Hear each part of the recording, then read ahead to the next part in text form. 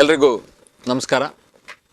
ಕಳೆದ 9 ದಿನಗಳಿಂದ ನಿರಂತರವಾಗಿ ನಮ್ಮ ಮನೆಯಲ್ಲೇ ಕುಳಿತುಕೊಂಡು ನಮ್ಮ ಕುಡ್ಲ 24x7 ಈ ವಾಹಿನಿಯಲ್ಲಿ ಯೋಗದ ಅಭ್ಯಾಸವನ್ನು ಮಾಡುತ್ತಾ ತಮ್ಮ ದಿನವೂ ಅಭ್ಯಾಸವನ್ನು ಮಾಡ್ತಾ ಇದ್ದೀರಿ. ಇವತ್ತಿನ ಅವಧಿಯಲ್ಲಿ ಮುಖ್ಯ ಶಿಕ್ಷಕರಾಗಿ ಉಪಸ್ಥಿತರಿರುವಂಥ ಶ್ರೀಯುತ ಹರೀಶ್ ಅಣ್ಣ ಅವರಿಗೆ ಈ ಅವಧಿಗೆ ಸ್ವಾಗತವನ್ನು ಬಯಸ್ತಾ ಇದ್ದೇನೆ. ಹಾಗೆಯೇ ಈ ಅವಧಿಯಲ್ಲಿ ಡೆಮಾನ್ಸ್ಟ್ರೇಷನ್ ಪ್ರಾತ್ಯಕ್ಷಿಕೆಗೆ ಉಪಸ್ಥಿತರಿರುವಂಥ ಜೀವನಣ್ಣ ಮತ್ತು ಪವಿತ್ರಕ್ಕ ಅವರಿಗೆ ಕೂಡ ಈ ಅವಧಿಗೆ ಸ್ವಾಗತವನ್ನು ಬಯಸ್ತಾ ಇದ್ದೇನೆ. ಬಂಧುಗಳೇ, ಈ ಅವಧಿಯಲ್ಲಿ ಶ್ರೀಯುತ ಹರೀಶ್ ಅಣ್ಣನವರು ಅಷ್ಟಾಂಗ ಯೋಗದ ಮೊದಲ ಮೆಟ್ಟಿಲಿನ ಸಂಪೂರ್ಣವಾದಂಥ ಮಾಹಿತಿಯನ್ನು, ಅದರಲ್ಲಿ ಬರುವಂಥ ಪ್ರತಿಯೊಂದು ವಿಷಯವನ್ನು ಎಳೆಯಾಗಿ ನಿಮಗೆ ಮನಮುಟ್ಟುವಂತೆ ವಿವರಿಸಿದ್ದಾರೆ. ಇವತ್ತು ನೀವು ಕಾತರದಿಂದ ಕಾಯುವುದು ಅದರ 2ನೇ ಮೆಟ್ಟಿಲಾದ ನಿಯಮದ ಬಗ್ಗೆ ಸವಿಸ್ತಾರವಾದಂಥ ವಿವರವನ್ನು ಅಣ್ಣ ನೀಡಲಿಕ್ಕಿದ್ದಾರೆ. ಆ ವಿವರವನ್ನು ಕೇಳುತ್ತಾ ಅವರು ಮಾಡುವಂಥ ಅಭ್ಯಾಸವನ್ನು ನೀವು ಮಾಡಿ ಎನ್ನುವಂಥ ಒಂದು ವಿನಂತಿಯೊಂದಿಗೆ ಅವರಿಗೆ ಮತ್ತೊಮ್ಮೆ ಈ ಅವಧಿಗೆ ಸ್ವಾಗತವನ್ನು ಬಯಸ್ತಿದ್ದೇನೆ. ಹಾಗೆ ಮನೆಯಲ್ಲಿರುವಂಥ ತಮಗೂ ಈ ಅವಧಿಗೆ ಸ್ವಾಗತವನ್ನು ಬಯಸಿ ಅಣ್ಣನಿಂದ ಮುಂದೆ ಈ ಅವಧಿಯನ್ನು ಪ್ರಾರಂಭಿಸಬೇಕಾಗಿ ವಿನಂತಿಸಿಕೊಳ್ತಾ ಇದ್ದೇನೆ. ಹರಿ ಓಂ. 10ನೇ ದಿನದ ಅಭ್ಯಾಸಕ್ಕೆ ಸಿದ್ಧರಾಗುವ. ಸುಖಾಸನ, ನಾವು ಕುಳಿತಂಥ ರೀತಿಯಲ್ಲಿ ವಜ್ರಾಸನ ಅಥವಾ ನಮಗೆ ಅನುಕೂಲಕರವಾದ ಆಸನದ ಸ್ಥಿತಿಯಲ್ಲಿ ಕುಳಿತುಕೊಳ್ಳುವ. ಕಣ್ಣುಗಳನ್ನು ಮೃದುವಾಗಿ ಮುಚ್ಚಿಕೊಳ್ಳುವ. ಮನಸ್ಸಿನಲ್ಲಿ ಉಂಟಾಗುವ ಎಲ್ಲ ಆಲೋಚನೆಗಳನ್ನು, ಯೋಚನೆಗಳನ್ನು ಪಕ್ಕಕ್ಕೆ ಸರಿಸಿ ನಮ್ಮ ಮನಸ್ಸನ್ನು ಸಂಪೂರ್ಣವಾಗಿ ಶರೀರದ ಕಡೆ ಕೊಂಡೊಯ್ಯುವ. ಯಾವುದೇ ರೀತಿಯ ಆಲೋಚನೆಗಳಿಲ್ಲ. 3 ದೀರ್ಘ ಓಂಕಾರದೊಂದಿಗೆ ಶಾಂತಿ ಮಂತ್ರ ಕುರುಸ್ತುತಿಯೊಂದಿಗೆ ತರಗತಿಯನ್ನು ಆರಂಭಿಸುವ. ಓಂಕಾರ, ಅಕಾರ, ಅಕಾರದ 2ರಷ್ಟು ಉಕಾರ, ಉಕಾರದ 2ರಷ್ಟು ಮಕಾರವನ್ನು ಸೇರಿಸಿಕೊಂಡು ಮಾಡುವಂಥದ್ದಾಗಿರುತ್ತದೆ. ದೀರ್ಘವಾಗಿ ಒಮ್ಮೆ ಉಸಿರು ತುಂಬಿಸಿಕೊಳ್ತೇವೆ. ಅದರಲ್ಲಿ ಅಕಾರ, ಉಕಾರ, ಮಕಾರ ಬರುವ ಹಾಗೆ ಓಂಕಾರವನ್ನು ದಿನನಿತ್ಯ ಮಾಡಿದ ಹಾಗೆ ಮಾಡುವ. 2 ಕೈಗಳಲ್ಲಿ ನಮಸ್ಕಾರ ಸ್ಥಿತಿಯಲ್ಲಿ ನಮಸ್ಕಾರ ಮುದ್ರೆಯನ್ನು ಸ್ಥಾಪಿಸಿಕೊಳ್ಳುವ. ಉಸಿರನ್ನೊಮ್ಮೆ ಖಾಲಿ ಮಾಡುವ. ದೀರ್ಘ ಉಸಿರು ತುಂಬಿಸಿಕೊಳ್ಳುವ.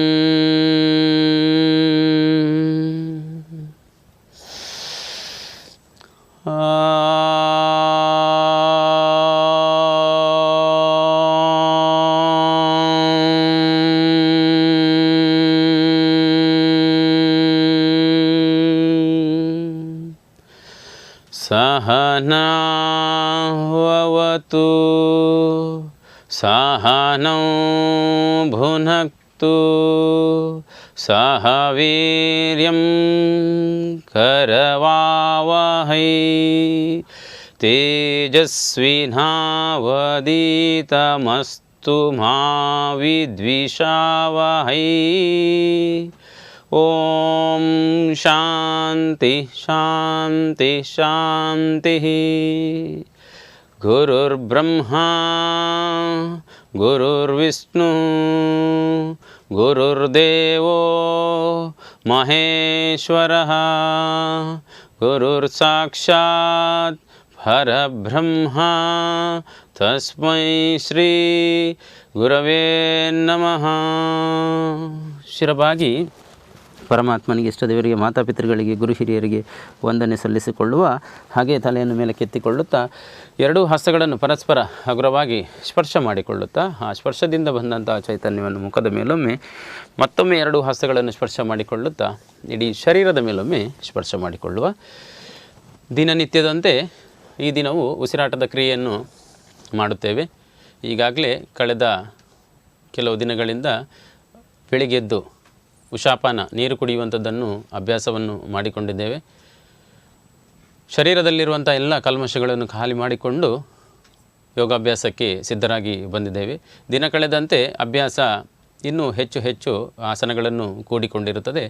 ಅದಕ್ಕೆ ಶರೀರ ಮನಸ್ಸನ್ನು ಹೊಂದಿಸಿಕೊಂಡು ಎಷ್ಟು ಸಾಧ್ಯ ಇದೆ ಅಷ್ಟು ಮಾಡಲಿಕ್ಕೆ ಪ್ರಯತ್ನವನ್ನು ಮಾಡುವ.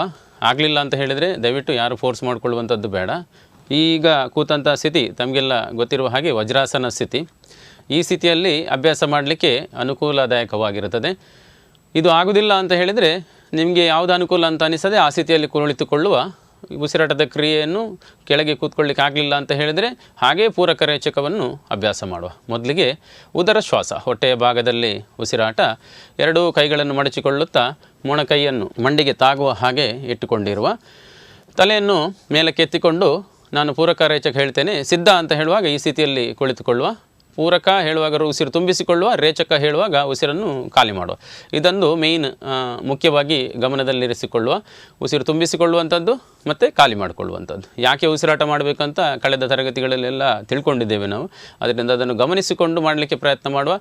ಯಾರಿಗೆ ಈಗಾಗಲೇ ಗೊತ್ತಾಗಿದೆ ಅವರು ಕಣ್ಣು ಮುಚ್ಚಿಕೊಂಡು ಮಾಡಲಿಕ್ಕೆ ಪ್ರಯತ್ನವನ್ನು ಮಾಡುವ.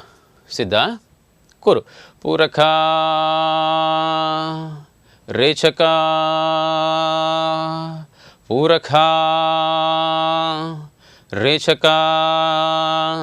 ಉಸಿರು ತುಂಬಿಸಿಕೊಳ್ಳುವ, ಖಾಲಿ ಮಾಡುವ. ಹಾಗೆ ವಾಪಸ್ ಬರುತ್ತಾ ಉರಶ್ವಾಸ, ಎದೆಗೂಡಿನ ಭಾಗದಲ್ಲಿ ಉಸಿರಾಟವನ್ನು ಮಾಡುವ, ಗಮನಿಸಿಕೊಳ್ಳುವ. ಸಿದ್ಧ, ಕುರು. ಪೂರಕ, ರೇಚಕ. ಉಸಿರು ತುಂಬಿಸಿಕೊಳ್ಳುವ, ಉಸಿರು ಖಾಲಿ ಮಾಡುವ, ಉಸಿರು ತುಂಬಿಸಿಕೊಳ್ಳುವ, ಉಸಿರು ಖಾಲಿ ಮಾಡುವ. ಮುಂದಿನ ಸ್ಥಿತಿಗೆ ಹೋಗುವ ಗ್ರೀವ ಶ್ವಾಸ. ಉಸಿರು ತುಂಬಿಸಿಕೊಳ್ಳುತ್ತಾ ಎರಡೂ ಕೈಗಳನ್ನು ಮೇಲಕ್ಕೆತ್ತಿಕೊಳ್ಳುವ. ಉಸಿರು ಖಾಲಿ ಮಾಡುತ್ತಾ ಬೆನ್ನಿನ ಹಿಂಭಾಗದಲ್ಲಿ ಇಟ್ಟುಕೊಳ್ಳುವ. ಮೊಣಕೈ ಪೂರ್ತಿ ಚಾವಣಿಯನ್ನು ನೋಡುತ್ತಿರಲಿ. ತೋಳುಗಳು ನಮ್ಮ ಕಿವಿಯನ್ನು ಸವರ್ತಿರಲಿ. ಕತ್ತಿನ ಭಾಗ ಅಂದರೆ ಕುತ್ತಿಗೆಯ ಭಾಗವನ್ನು ಪೂರ್ತಿ ಮೇಲಕ್ಕೆ ಎತ್ತಿಕೊಳ್ಳುವ. ಈ ಭಾಗವನ್ನು ಗಮನಿಸಿಕೊಳ್ಳುತ್ತಾ 3 ಬಾರಿ ದೀರ್ಘ ಉಸಿರಾಟವನ್ನು ಮಾಡುವ. ಪೂರಕ, ರೇಚಕ, ಪೂರಕ, ರೇಚಕ, ಪೂರಕ, ರೇಚಕ. ಉಸಿರು ತುಂಬಿಸಿಕೊಳ್ಳುತ್ತಾ ಎರಡು ಕೈಗಳನ್ನು ಮೇಲಕ್ಕೆ ಎತ್ತಿಕೊಳ್ಳುವ. ಉಸಿರು ಖಾಲಿ ಮಾಡುತ್ತಾ ಕೆಳಕ್ಕೆ ಇಳಿಸಿಕೊಳ್ಳುವ. ಪೂರ್ಣ ಪ್ರಮಾಣದ ಶ್ವಾಸಕ್ರಿಯೆಗಳಿಗೆ ಸಿದ್ಧರಾಗುವ. ನಮಗೆ ಈಗಾಗಲೇ ಗೊತ್ತು ಪೂರ್ಣ ಪ್ರಮಾಣದ ಶ್ವಾಸಕ್ರಿಯೆಗಳನ್ನು ಯಾವ ರೀತಿ ಮಾಡುವಂಥದ್ದು ಅಂತ. ಎದೆಗೂಡನ್ನು ಸಂಪೂರ್ಣವಾಗಿ ವಿಸ್ತರಿಸಿಕೊಂಡು ಶ್ವಾಸಕೋಶಗಳಿಗೆ ಪೂರ್ಣವಾಗಿ ಉಸಿರು ತುಂಬಿಸಿಕೊಳ್ಳಲು ಅವಕಾಶ ಮಾಡಿಕೊಡುವ ಸಲುವಾಗಿ ಮೇಲಕ್ಕೆ ಕೆಳಕ್ಕೆ ಅಕ್ಕಪಕ್ಕಕ್ಕೆ ಹಿಂದಕ್ಕೆ ಮುಂದಕ್ಕೆ ಹಿಗ್ಗಿಸಿಕೊಂಡು ಮಾಡುವಂಥ ಕ್ರಿಯೆ ಸರಿಯಾದ ರೀತಿಯಲ್ಲಿ ಗಮನಿಸಿಕೊಂಡು ಮಾಡುವ. ಹಸ್ತಗಳು ಮೇಲ್ಮುಖವಾಗಿದೆ, ಎಲ್ಲ ಬೆರಳುಗಳು ಜೊತೆಯಾಗಿದೆ. ಸಿದ್ಧ, ಕುರು. ಉಸಿರು ತುಂಬಿಸಿಕೊಳ್ಳುತ್ತಾ ಕೈಗಳು ಮೇಲಕ್ಕೆ, ಉಸಿರು ಖಾಲಿ ಮಾಡುತ್ತಾ ಬೆನ್ನಿನ ಹಿಂಭಾಗ, ಉಸಿರು ತುಂಬಿಸಿಕೊಳ್ಳುತ್ತಾ ನೇರ, ಉಸಿರು ಖಾಲಿ ಮಾಡುತ್ತಾ ಕೆಳಕ್ಕೆ. ಪೂರಕ, ರೇಚಕ, ಪೂರಕ, ರೇಚಕ. ಉಸಿರು ತುಂಬಿಸಿಕೊಳ್ಳುವ, ಉಸಿರು ಖಾಲಿ ಮಾಡುವ, ಉಸಿರು ತುಂಬಿಸಿಕೊಳ್ಳುವ, ಉಸಿರು ಖಾಲಿ ಮಾಡುವ. ಹಸ್ತಗಳನ್ನು ಕೆಳಮುಖವಾಗಿ ಇರಿಸಿಕೊಳ್ಳುವ. 3 ಬಾರಿ ಮತ್ತೆ ಉಸಿರಾಟ ಮಾಡುವ. ಉಸಿರು ತುಂಬಿಸಿಕೊಳ್ಳುತ್ತಾ ಕೈಗಳು ಮೇಲಕ್ಕೆ, ಉಸಿರು ಬಿಡುತ್ತಾ ಹಿಂದಕ್ಕೆ. ಪೂರಕ, ರೇಚಕ, ಪೂರಕ, ರೇಚಕ, ಪೂರಕ, ರೇಚಕ, ಪೂರಕ, ರೇಚಕ, ಪೂರಕ, ರೇಚಕ. 2 ಕೈಗಳನ್ನು ಶರೀರದ ಅಕ್ಕಪಕ್ಕದಲ್ಲಿ ಹಿಡಿದುಕೊಳ್ಳುವ. ಹಸ್ತಗಳು ಕೆಳಮುಖವಾಗಿರಲಿ, ಎಲ್ಲ ಬೆರಳುಗಳು ಜೊತೆಯಾಗಿರಲಿ. ಭುಜದಿಂದಲೇ ಪೂರ್ತಿ ಕೈಗಳನ್ನು ತಿರುಗಿಸಿಕೊಳ್ಳುತ್ತಾ ಮೇಲಕ್ಕೆ ಹೋಗಿ ತಾಗುವಾಗ ಕಿರುಬೆರಳು ಒಂದಕ್ಕೊಂದು ತಾಗುವ ಹಾಗೆ ಮಾಡಿಕೊಳ್ಳುವ. ಪಕ್ಕೆಲುಬುಗಳನ್ನು ಪೂರ್ಣವಾಗಿ ವಿಸ್ತರಿಸಿಕೊಂಡು ಉಸಿರು ಸಂಪೂರ್ಣವಾಗಿ ಒಳಗೆ ತುಂಬಿಸಿಕೊಳ್ಳಲಿಕ್ಕೆ ಪ್ರಯತ್ನವನ್ನು ಮಾಡುವ. ಈ ಸ್ಥಿತಿಯಲ್ಲಿ ಸಿದ್ಧ, ಕುರು. ಪೂರಕ, ರೇಚಕ. ಉಸಿರು ತುಂಬಿಸಿಕೊಳ್ಳುವ, ಉಸಿರು ಖಾಲಿ ಮಾಡುವ, ಉಸಿರು ತುಂಬಿಸಿಕೊಳ್ಳುವ, ಉಸಿರು ಖಾಲಿ ಮಾಡುವ. ಹಸ್ತಗಳನ್ನು ಮೇಲ್ಮುಖವಾಗಿ ಹಿಡಿದುಕೊಳ್ಳುವ. ಉಸಿರು ತುಂಬಿಸಿಕೊಳ್ಳುತ್ತಾ ಕೈಗಳು ಮೇಲಕ್ಕೆ ಕೆಳಕ್ಕೆ. ಸಿದ್ಧ ಕುರು. ಪೂರಕ ರೇಚಕ ಪೂರಕ ರೇಚಕ ಪೂರಕ ರೇಚಕ. ಎರಡು ಹಸ್ತಗಳನ್ನು ಅಭಿಮುಖವಾಗಿ ಹಿಡಿದುಕೊಳ್ಳುವ, ಹಸ್ತಗಳು ಅಭಿಮುಖವಾಗಿ, ಹೆಬ್ಬೆರಳು ಜೊತೆಯಾಗಿರಲಿ ಗಮನಿಸಿಕೊಳ್ಳುವ. ಈಗ ಎದೆಗೂಡನ್ನು ಪೂರ್ಣವಾಗಿ ಪಕ್ಕಕ್ಕೆ ಸೆಳೆದುಕೊಂಡು ಉಸಿರನ್ನು ಒಳಗೆ ತುಂಬಿಸಿಕೊಳ್ಳುವಂಥ ಕ್ರಿಯೆ. ಸಾಧ್ಯವಾದರೆ ಕಣ್ಣು ಮುಚ್ಚಿಕೊಂಡು ಮಾಡುವ. ಕುರು. ಪೂರಕ ರೇಚಕ ಪೂರಕ ರೇಚಕ ಪೂರಕ ರೇಚಕ. ಈಗ ಕೈಗಳನ್ನು ಭುಜದಿಂದಲೇ ಪೂರ್ಣವಾಗಿ ತಿರುಗಿಸಿಕೊಂಡು ಹಸ್ತಗಳು ಹಿಮ್ಮುಖವಾಗಿ ಒಂದನ್ನೊಂದು ನೋಡುವ ಹಾಗೆ ಮತ್ತೊಮ್ಮೆ ಎದೆಗೂಡನ್ನು ವಿಸ್ತರಿಸಿಕೊಳ್ಳುವ. ಕುರು. ಪೂರಕ ರೇಚಕ. ದೀರ್ಘವಾಗಿ ತುಂಬಿಸಿಕೊಳ್ಳುವ, ಉಸಿರು ತುಂಬಿಸಿಕೊಳ್ಳುವ, ಖಾಲಿ ಮಾಡುವ, ಉಸಿರು ತುಂಬಿಸಿಕೊಳ್ಳುವ, ಖಾಲಿ ಮಾಡುವ. ಹಸ್ತಗಳು ಒಂದರ ಮೇಲೆ ಒಂದರಂತೆ ಎದೆಗೂಡಿನ ಮುಂಭಾಗ, ಹಣೆ ಮುಂಭಾಗ, ನೆತ್ತಿಯ ಮೇಲೆ 3 ಬಾರಿ ಮಾಡುವ. ಪ್ರತಿ ಬಾರಿ ಹಸ್ತಗಳನ್ನು ಹಿಂದಕ್ಕೆ ಮುಂದಕ್ಕೆ ಬದಲಾಯಿಸಿಕೊಳ್ಳುತ್ತೇವೆ. ಗಮನಿಸಿಕೊಳ್ಳುವ. ಫಸ್ಟಿಗೆ ಹಸ್ತಗಳು ಹೊರಮುಖವಾಗಿರ್ತದೆ 3 ಬಾರಿ ನೆತ್ತಿಯ ಮೇಲೆ, ಆ ಬಳಿಕ ಒಳಮುಖವಾಗಿ ಮಾಡ್ತೇವೆ. ಹೆಬ್ಬೆರಳು ಸಹಿತ ಜೊತೆಯಾಗಿರಲಿ. ಕೈಗಳು ಎಷ್ಟು ಸಾಧ್ಯ ಆಗ್ತದೆ ಅಷ್ಟು ಪೂರ್ಣವಾಗಿ ಮುಂದಕ್ಕೆ ಮಾಡಲಿಕ್ಕೆ ಪ್ರಯತ್ನವನ್ನು ಮಾಡುವ. ಪೂರಕ ರೇಚಕ. ಉಸಿರು ತುಂಬಿಸಿಕೊಳ್ಳುವ, ಖಾಲಿ ಮಾಡುವ, ಉಸಿರು ತುಂಬಿಸಿಕೊಳ್ಳುವ, ಖಾಲಿ ಮಾಡುವ. ಹಣೆ ಮುಂಭಾಗದಲ್ಲಿ ಮಾಡುವ. ಪೂರಕ ರೇಚಕ ಪೂರಕ ರೇಚಕ ಪೂರಕ ರೇಚಕ. ಈಗ ನೆತ್ತಿಯ ಮೇಲಿನಿಂದ ಮಾಡುವ. ಪೂರಕ ನೇರಾಗಬೇಕು ಕೈ. ರೇಚಕ ಪೂರಕ ರೇಚಕ ಪೂರಕ ರೇಚಕ. ಈಗ ಹಸ್ತಗಳು ಒಳಮುಖವಾಗಿ ನೆತ್ತಿಯ ಮೇಲೆ, ಹಣೆಯ ಮುಂಭಾಗ, ಎದೆಯ ಮುಂಭಾಗ 3 ಬಾರಿ ಮಾಡುವ. ಗಮನಿಸಿಕೊಳ್ಳುವ, ಉಸಿರಾಟವನ್ನು ಗಮನಿಸಿಕೊಂಡು ಮಾಡುವ. ಪೂರಕ ರೇಚಕ. ಪ್ರತಿ ಬಾರಿ ಕೈ ಬದಲಾಯಿಸಿಕೊಳ್ತೇವೆ. ಪೂರಕ ರೇಚಕ ಪೂರಕ ರೇಚಕ. ಹಣೆ ಮುಂಭಾಗ ಮಾಡ್ತೇವೆ. ಪೂರಕ ರೇಚಕ ಪೂರಕ ರೇಚಕ ಪೂರಕ ರೇಚಕ. ಎದೆ ಮುಂಭಾಗ. ಪೂರಕ ರೇಚಕ ಪೂರಕ ರೇಚಕ ಪೂರಕ ರೇಚಕ. ಅಲ್ಲಿಂದ ಮುಂದುವರೆದು ಮುಂದಿನ ಶ್ವಾಸಕ್ರಿಯೆಗೆ ಸಿದ್ಧರಾಗುವ. ಮಾರ್ಜಾಲ ಶ್ವಾಸ. ನೇರವಾಗಿ ಷಡಂಗಾಸನ ಸ್ಥಿತಿಗೆ, ಅಂಬೈಗಾಲಿಕ್ಕಿದಂಥ ಸ್ಥಿತಿಗೆ ನಾವು ಈಗಾಗಲೇ ಬಂದಿದ್ದೇವೆ. ಸಿದ್ಧ ಸ್ಥಿತಿಗೆ ಬರುವ. ಎರಡೂ ಕೈಗಳನ್ನು ಪೂರ್ತಿ ಮುಂದೆ ಇಟ್ಕೊಂಡು ನೇರವಾಗಿ ಬೆನ್ನು ಟಿಪಾಯ್ ಥರ ನೇರವಾಗಿ ನೆಲಕ್ಕೆ ಸಮಾನಾಂತರವಾಗಿ ಇರಬೇಕು. ಉಸಿರು ತುಂಬಿಸಿಕೊಳ್ಳುತ್ತಾ ಬೆನ್ನನ್ನು ಪೂರ್ತಿ ಹಳ್ಳದ ಹಾಗೆ ಮಾಡೋದು. ಉಸಿರು ಖಾಲಿ ಮಾಡುತ್ತಾ ಗೂನು ಮಾಡೋದು. ಬೆಕ್ಕು ಉಸಿರಾಟ ಮಾಡಿದ ಹಾಗೆ ಮಾಡುವಂಥ ಕ್ರಿಯೆ. ಬೆನ್ನಿನ ಮೂಳೆಯನ್ನು ಗಮನಿಸಿಕೊಳ್ಳುತ್ತಾ ಮಾಡುವ. ಸಿದ್ಧ ಕುರು. ಪೂರಕ ರೇಚಕ. ಉಸಿರು ತುಂಬಿಸಿಕೊಳ್ಳುವ, ಖಾಲಿ ಮಾಡುವ, ಉಸಿರು ತುಂಬಿಸಿಕೊಳ್ಳುವ, ಖಾಲಿ ಮಾಡುವ. ಹಾಗೆಯೇ ವಾಪಸ್ ಬರುವ. ಶ್ವಾನ ಶ್ವಾಸ. ನಾಲಿಗೆಯನ್ನು ಸಂಪೂರ್ಣವಾಗಿ ಹೊರಕ್ಕೆ ಚಾಚಿಕೊಳ್ಳುವ. ನಮ್ಮ ದೃಷ್ಟಿ ನಮ್ಮ ಮೂಗಿನ ತುದಿಯಲ್ಲಿ, ಹೊಟ್ಟೆಯ ಭಾಗದಲ್ಲಿ ಕ್ಷಿಪ್ರವಾದ ವೇಗವಾದ ಉಸಿರಾಟವನ್ನು ಮಾಡ್ತೇವೆ. ಶಬ್ದ ಬಂದರೂ ಪರವಾಗಿಲ್ಲ, ಕ್ಷಿಪ್ರವಾಗಿ ಮಾಡಲಿಕ್ಕೆ ಪ್ರಯತ್ನವನ್ನು ಮಾಡುವ. ಸಿದ್ಧ ಕುರು. ಮಾಡುವ. ಇನ್ನಷ್ಟು ವೇಗವಾಗಿ ಮಾಡುವ, ಇನ್ನಷ್ಟು ವೇಗವಾಗಿ. ಹೊಟ್ಟೆ ಭಾಗದಲ್ಲಿ ಉಸಿರಾಟ ಆಗಬೇಕು ವೇಗವಾಗಿ ಮಾಡುವ. ನಾಲಿಗೆ ಪೂರ್ತಿ ಹೊರಗೆ ಹಾಕುವ. ಸ್ತವ. ನಿಲ್ಲಿಸು. ಕಟಿಶ್ವಾಸ. ಸೊಂಟದ ಭಾಗದಲ್ಲಿ ಉಸಿರಾಟ ಗಮನಿಸಿಕೊಳ್ಳುವ. ನಾವು ಯಾವುದು ತಪ್ಪು ಮಾಡ್ತೇವೆ ಅಂತ. ಕುತ್ತಿಗೆಗೆ ಹಿಂದಕ್ಕೆ ಮುಂದಕ್ಕೆ ಚಲನೆ ಇಲ್ಲ, ಕುತ್ತಿಗೆ ನೇರ ಇರ್ತದೆ. ಉಸಿರು ತುಂಬಿಸಿಕೊಳ್ಳುತ್ತಾ ಕಾಲು ಹೀಗೆ ಬೆನ್ನನ್ನು ಮಾತ್ರ ಹಿಂದಕ್ಕೆ, ಸೊಂಟದಿಂದಲೇ ಹಿಂದಕ್ಕೆ ಬಾಗಿಸೋದು. ಉಸಿರು ಖಾಲಿ ಮಾಡುತ್ತಾ ಸೊಂಟದಿಂದಲೇ ಮುಂದಕ್ಕೆ ಬಾಗುವಂಥದ್ದು, ಬೆನ್ನನ್ನು ಕೂಡ ಬಾಗಿಸುವಂಥದ್ದಲ್ಲ, ಸೊಂಟದಿಂದಲೇ ಎಷ್ಟಾಗ್ತದೆ ಅಷ್ಟನ್ನು ಬಾಗಿಸುವಂಥದ್ದು. ಬಲಕೈಯಲ್ಲಿ ಆದಿಮುದ್ರೆ, ಇದು ಗೊತ್ತಾಗಿದೆ ನಮಗೆ. ಬಲಕೈಯನ್ನು ಬೆನ್ನಿನ ಹಿಂಭಾಗದಲ್ಲಿ ಹಿಡಿದುಕೊಂಡು ಎಡಕೈಯಿಂದ ಬಲಕೈಯ ವಾಚ್ ಕಟ್ಟುವ ಜಾಗವನ್ನು ಹಿಡಿದುಕೊಂಡು ಎದೆಗೂಡನ್ನು ಪೂರ್ತಿ ಈ ರೀತಿ ವಿಸ್ತರಿಸಿಕೊಂಡು ಪೂರ್ತಿ ಉಸಿರು ತುಂಬಿಸಿಕೊಳ್ಳುತ್ತಾ ಹಿಂದಕ್ಕೆ ಜಗ್ಗುವಂಥದ್ದು. ಉಸಿರು ಖಾಲಿ ಮಾಡುತ್ತಾ ಸೊಂಟದಿಂದಲೇ ಮುಂದಕ್ಕೆ ಬರುತ್ತೆ. ಮತ್ತೆ ವಾಪಸ್ ಬರ್ತಾ ಮತ್ತೊಮ್ಮೆ ಕೈಯನ್ನು ಬದಲಾಯಿಸಿಕೊಳ್ಳೋದು. ಈಗ ಎಡಕೈಯಲ್ಲಿ ಆದಿಮುದ್ರೆ, ಬಲಕೈಯಿಂದ ವಾಚ್ ಕಟ್ಟುವ ಜಾಗವನ್ನು ಹಿಡಿದುಕೊಳ್ಳುವಂಥದ್ದು. ಸಿದ್ಧ, ಕುರು.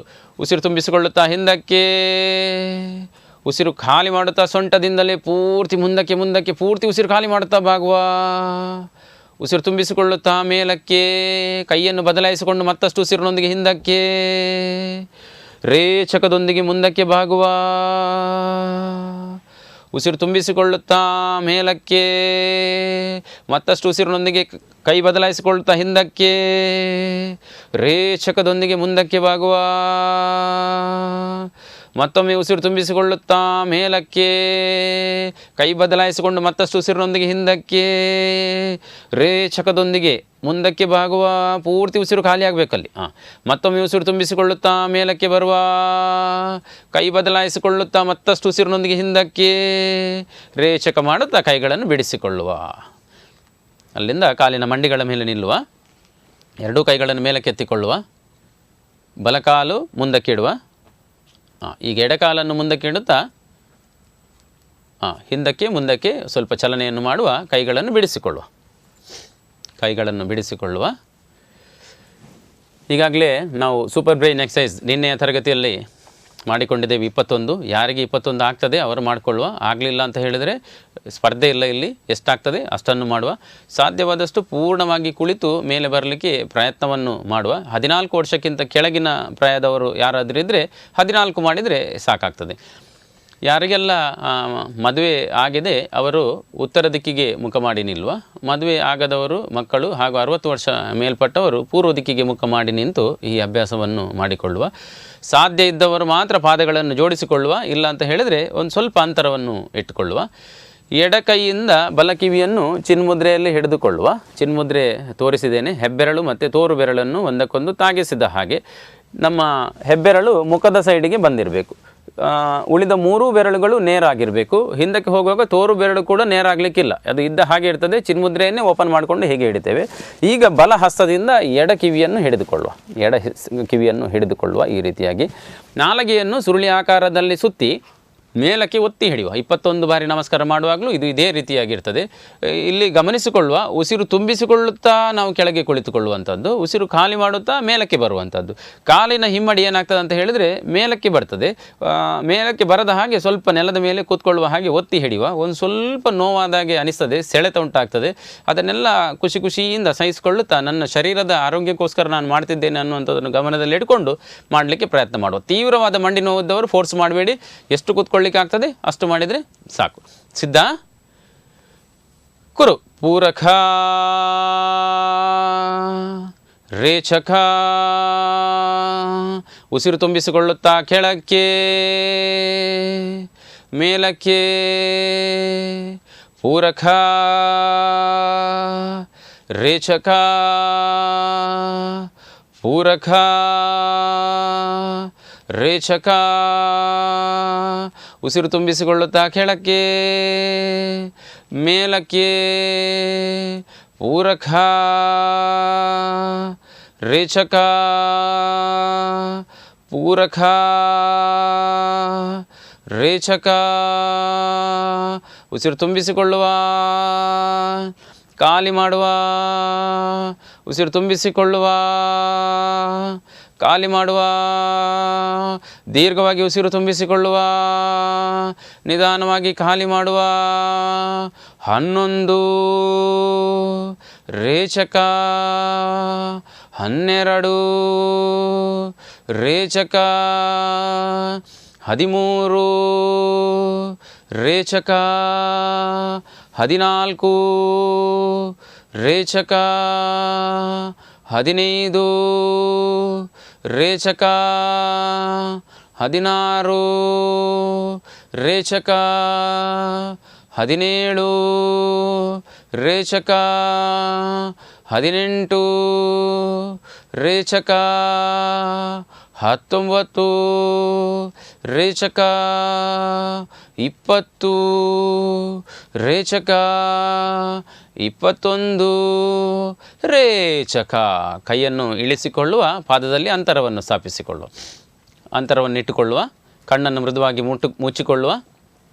ನಾವು ಮಾಡಿದ 21 ನಮಸ್ಕಾರಗಳಿಂದ ಶರೀರದಲ್ಲಿ ಉಂಟಾದ ಸೂಕ್ಷ್ಮತರ ಬದಲಾವಣೆಯನ್ನು ಗಮನಿಸಿಕೊಳ್ಳುವ. ಬೆವರಿನ ಗ್ರಂಥಿಗಳು ಹೆಚ್ಚು ಹೆಚ್ಚು ಕೆಲಸ ಮಾಡಲಾರಂಭಿಸಿದೆ. ಹೃದಯದ ಬಡಿತ ಹೆಚ್ಚಳವಾಗಿದೆ.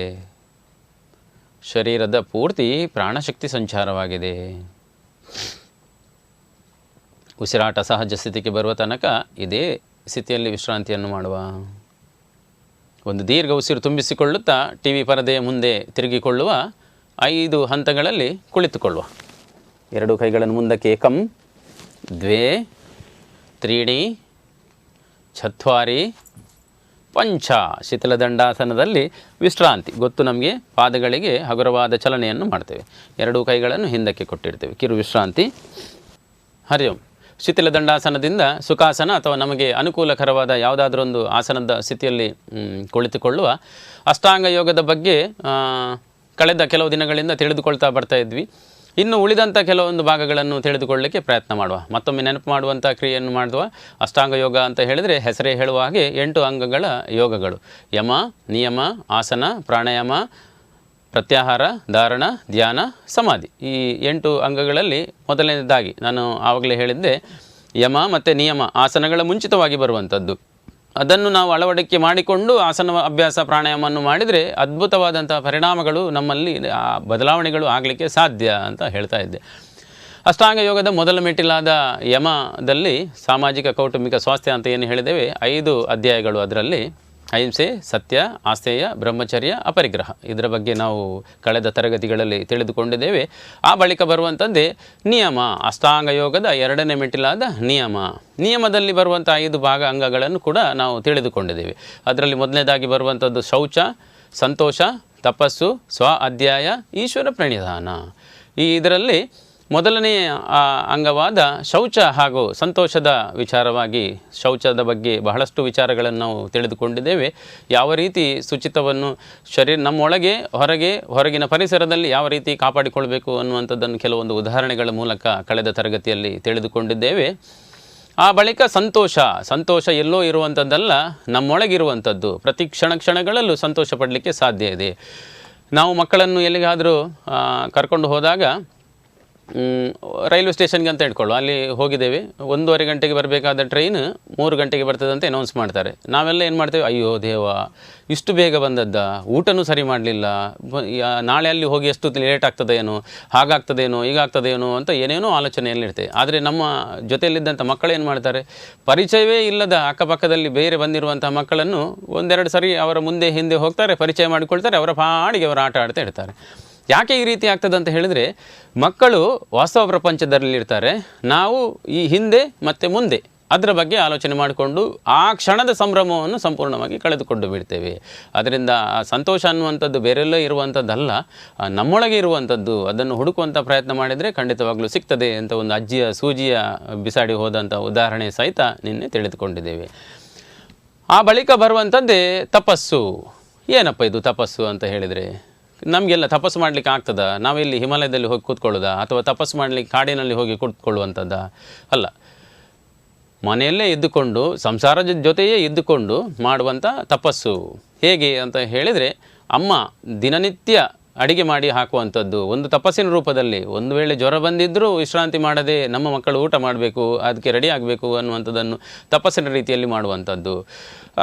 ಅಣ್ಣ ಮಾಡುವಂಥದ್ದು, ಉದ್ಯೋಗಕ್ಕೆ ಹೋಗುವಂಥದ್ದು ಅಥವಾ ಯಾವುದಾದ್ರೂ ಒಂದು ಉದ್ಯಮವನ್ನು ನಡೆಸುವಂಥದ್ದು, ಅಲ್ಲಿ ಆದಂಥ ಲಾಭಗಳನ್ನು ತಗೊಂಡು ನೇರ ಮನೆಗೆ ಬರುವಂಥದ್ದು. ಬೇರೆ ಬೇರೆ ದಾರಿಗಳಿದೆ, ಎಲ್ಲೆಲ್ಲೋ ಹೋಗ್ಬೋದು. ಈ ರೀತಿಯಾಗಿ ತಪಸ್ಸು. ಅಪ್ಪ ಮಾಡುವಂಥದ್ದು ಒಂದು ರೀತಿಯಲ್ಲಿ ತಪಸ್ಸು. ನಾವು ನಿತ್ಯ ಕಷ್ಟವೋ ಇಷ್ಟವೋ ಹೇಗೋ ಒಂದು ನಿತ್ಯ ಅಭ್ಯಾಸಕ್ಕೆ ಹೇಳಿ ಆ ಅಭ್ಯಾಸವನ್ನು ಮುಂದುವರಿಸುವಂಥದ್ದು ಕೂಡ ಒಂದು ತಪಸ್ಸೇ ಆಗಿದೆ. ತಪಸ್ಸು ಮಾಡಬೇಕಿದ್ರೆ ಕಾಡಿನಲ್ಲಿ ಅಥವಾ ಎಲ್ಲೋ ಹೋಗಿ ಕೂತ್ಕೊಳ್ಬೇಕನ್ನುವಂಥದ್ದಿಲ್ಲ, ಮನೆಯಲ್ಲೇ ಎದ್ದುಕೊಂಡು ನಮ್ಮ ಋಷಿಮುನಿಗಳು ಕೂಡ ಹಾಗೆ ಹಿಂದೆ ಎರಡೆರಡು ಜನ ಸಂಸಾರದ ಒಟ್ಟಿಗೆ ಎರಡೆರಡು ಮದುವೆ ಆಗಿಕೊಂಡು ಕೂಡ ಸಂಸಾರವನ್ನು ನಡೆಸಿದಂಥದ್ದು, ಅದರ ಜೊತೆಗೆ ಅಗಾಧವಾದ ಅದ್ಭುತವಾದ ಸಾಧನೆಯನ್ನು ಮಾಡಿದಂಥದ್ದು ನಾವು ಈ ಹಿಂದಿನ ಕಥೆಗಳಲ್ಲಿ ದೃಷ್ಟಾಂತಗಳಲ್ಲಿ ನೋಡಿದ್ದೇವೆ. ಅದೇ ರೀತಿಯಾಗಿ ತಪಸ್ಸು ಮಾಡಬೇಕಿದ್ರೆ ಎಲ್ಲೋ ಕಾಡಿನಲ್ಲಿ ಅಥವಾ ಇನ್ನಿತರ ಎಲ್ಲೋ ಹೋಗಿ ಕೂತ್ಕೊಳ್ಬೇಕಂತ ಇಲ್ಲ, ಮಾಡುವಂಥ ಪ್ರತಿಯೊಂದು ಕಾರ್ಯವನ್ನು ಕೂಡ ಶ್ರದ್ಧೆಯಿಂದ ಮಾಡುವಂಥದ್ದೇ ಒಂದು ತಪಸ್ಸಿನ ರೀತಿಯಲ್ಲಿ ಮಾಡುವಂಥದ್ದು. ಸಂಪೂರ್ಣ ಮನಸ್ಸನ್ನು ಅದಕ್ಕೆ ಜೋಡಿಸಿಕೊಂಡು ಮಾಡಿದಾಗ ಅದು ತಪಸ್ಸಾಗ್ತದೆ, ಅದರ ಫಲ ಖಂಡಿತವಾಗಲೂ ನಮಗೆ ಸಿಗ್ತದೆ. ಎಲ್ಲೆಲ್ಲೋ ಮನಸ್ಸಿಟ್ಕೊಂಡು ಏನೇನೋ ಮಾಡಿಕೊಂಡು, ಈಗ ನಾವು ಆರಂಭದಲ್ಲಿ ನೋಡಿದ್ದೇವೆ ಯೋಗ ಅಂತ ಹೇಳಿದರೆ ಏನು, ಶರೀರ ಮತ್ತು ಮನಸ್ಸನ್ನು ಕೂಡಿಸುವಂಥದ್ದು. ಅದು ಕೂಡಿಸುವಂಥದ್ದು ಅಂತ ಹೇಳಿದರೆ ಅದು ಒಟ್ಟಿಗೆ ಇಲ್ಲ ಅಂತ ಆಯಿತು. ಆ ಒಟ್ಟಿಗೆ ಮಾಡುವಂಥ ಕ್ರಿಯೆಯನ್ನೇ ಒಂದು ತಪಸ್ಸಿನ ರೀತಿಯಲ್ಲಿ ಮಾಡಿದಾಗ ಅದ್ಭುತವಾದ ಪರಿಣಾಮಗಳು ಆಗ್ತದೆ. ಅದರಿಂದ ಮುಂದುವರೆದು ಒಂದು ಸ್ವಲ್ಪ ತಿಳಿದುಕೊಳ್ಳಲಿಕ್ಕೆ ನಾವು ಪ್ರಯತ್ನ ಮಾಡುವ. ಆ ಬಳಿಕ ಬರುವಂಥದ್ದೇ ಸ್ವ ಅಧ್ಯಾಯ ಅಂತ ಹೇಳಿದರೆ. ಸ್ವ ಅಧ್ಯಾಯ ಅಂತ ಹೇಳಿದರೆ ಏನಪ್ಪ ಅಂತ ಹೇಳಿದರೆ, ನನ್ನನ್ನು ನಾನು ಅಧ್ಯಯನ ಮಾಡಿಕೊಳ್ಳುವಂಥದ್ದು. ಈಗ ನೀವು ಯಾರ ಹತ್ರ ಅದೊಂದು ಕೇಳಿದರೆ, ಒಂದು ಮಧ್ಯವಯಸ್ಕರ ಹತ್ರ ಏನಾದರೂ ಕೇಳಿದರೆ ಹೇಗಿದ್ದೀರಾ ಇದ್ದೇನೆ ಹಾಗೆ ಇದ್ದೇನೆ ಅಂತ ಆ ರೀತಿಯಾಗಿ. ಚೆನ್ನಾಗಿದ್ದೇನೆ ಅಂತ ಹೇಳುವವರು ಬಹಳ ಕಡಿಮೆ. ಹೇಗಿದ್ದೀರಾ? ಚೆನ್ನಾಗಿದ್ದೇನೆ, ಬಹಳಷ್ಟು ಚೆನ್ನಾಗಿದ್ದೇನೆ ಹೇಳ್ಬೋದಲ್ಲ. ಆ ರೀತಿ ಹೇಳೋ ಬದಲಾಗಿ ಇದ್ದೇನೆ, ಏನು ರಿಟೈರ್ಡ್ ಆಗಲಿಕ್ಕೆ ಹತ್ತಿರ ಆಯಿತು, ವಯಸ್ಸಾಗ್ತಾ ಬಂತು ನನಗೆ, ಆ ರೀತಿಯೆಲ್ಲ ಮಾತಾಡುವಂಥದ್ದು. ಅದರ ಬದಲಾಗಿ ನನ್ನನ್ನು ನಾನು ಅಧ್ಯಯನ ಮಾಡಿಕೊಳ್ಳಿಕ್ಕೆ ಈ ಜಗತ್ತಿನಲ್ಲಿ ಕಲಿತು ಮುಗಿಯುವಂಥದ್ದು ಹುಟ್ಟಿನಿಂದ ಸಾಯುವ ತನಕ ಮುಗಿಯುವಂಥದ್ದಲ್ಲ, ಬಹಳಷ್ಟು ವಿಚಾರಗಳಿದೆ.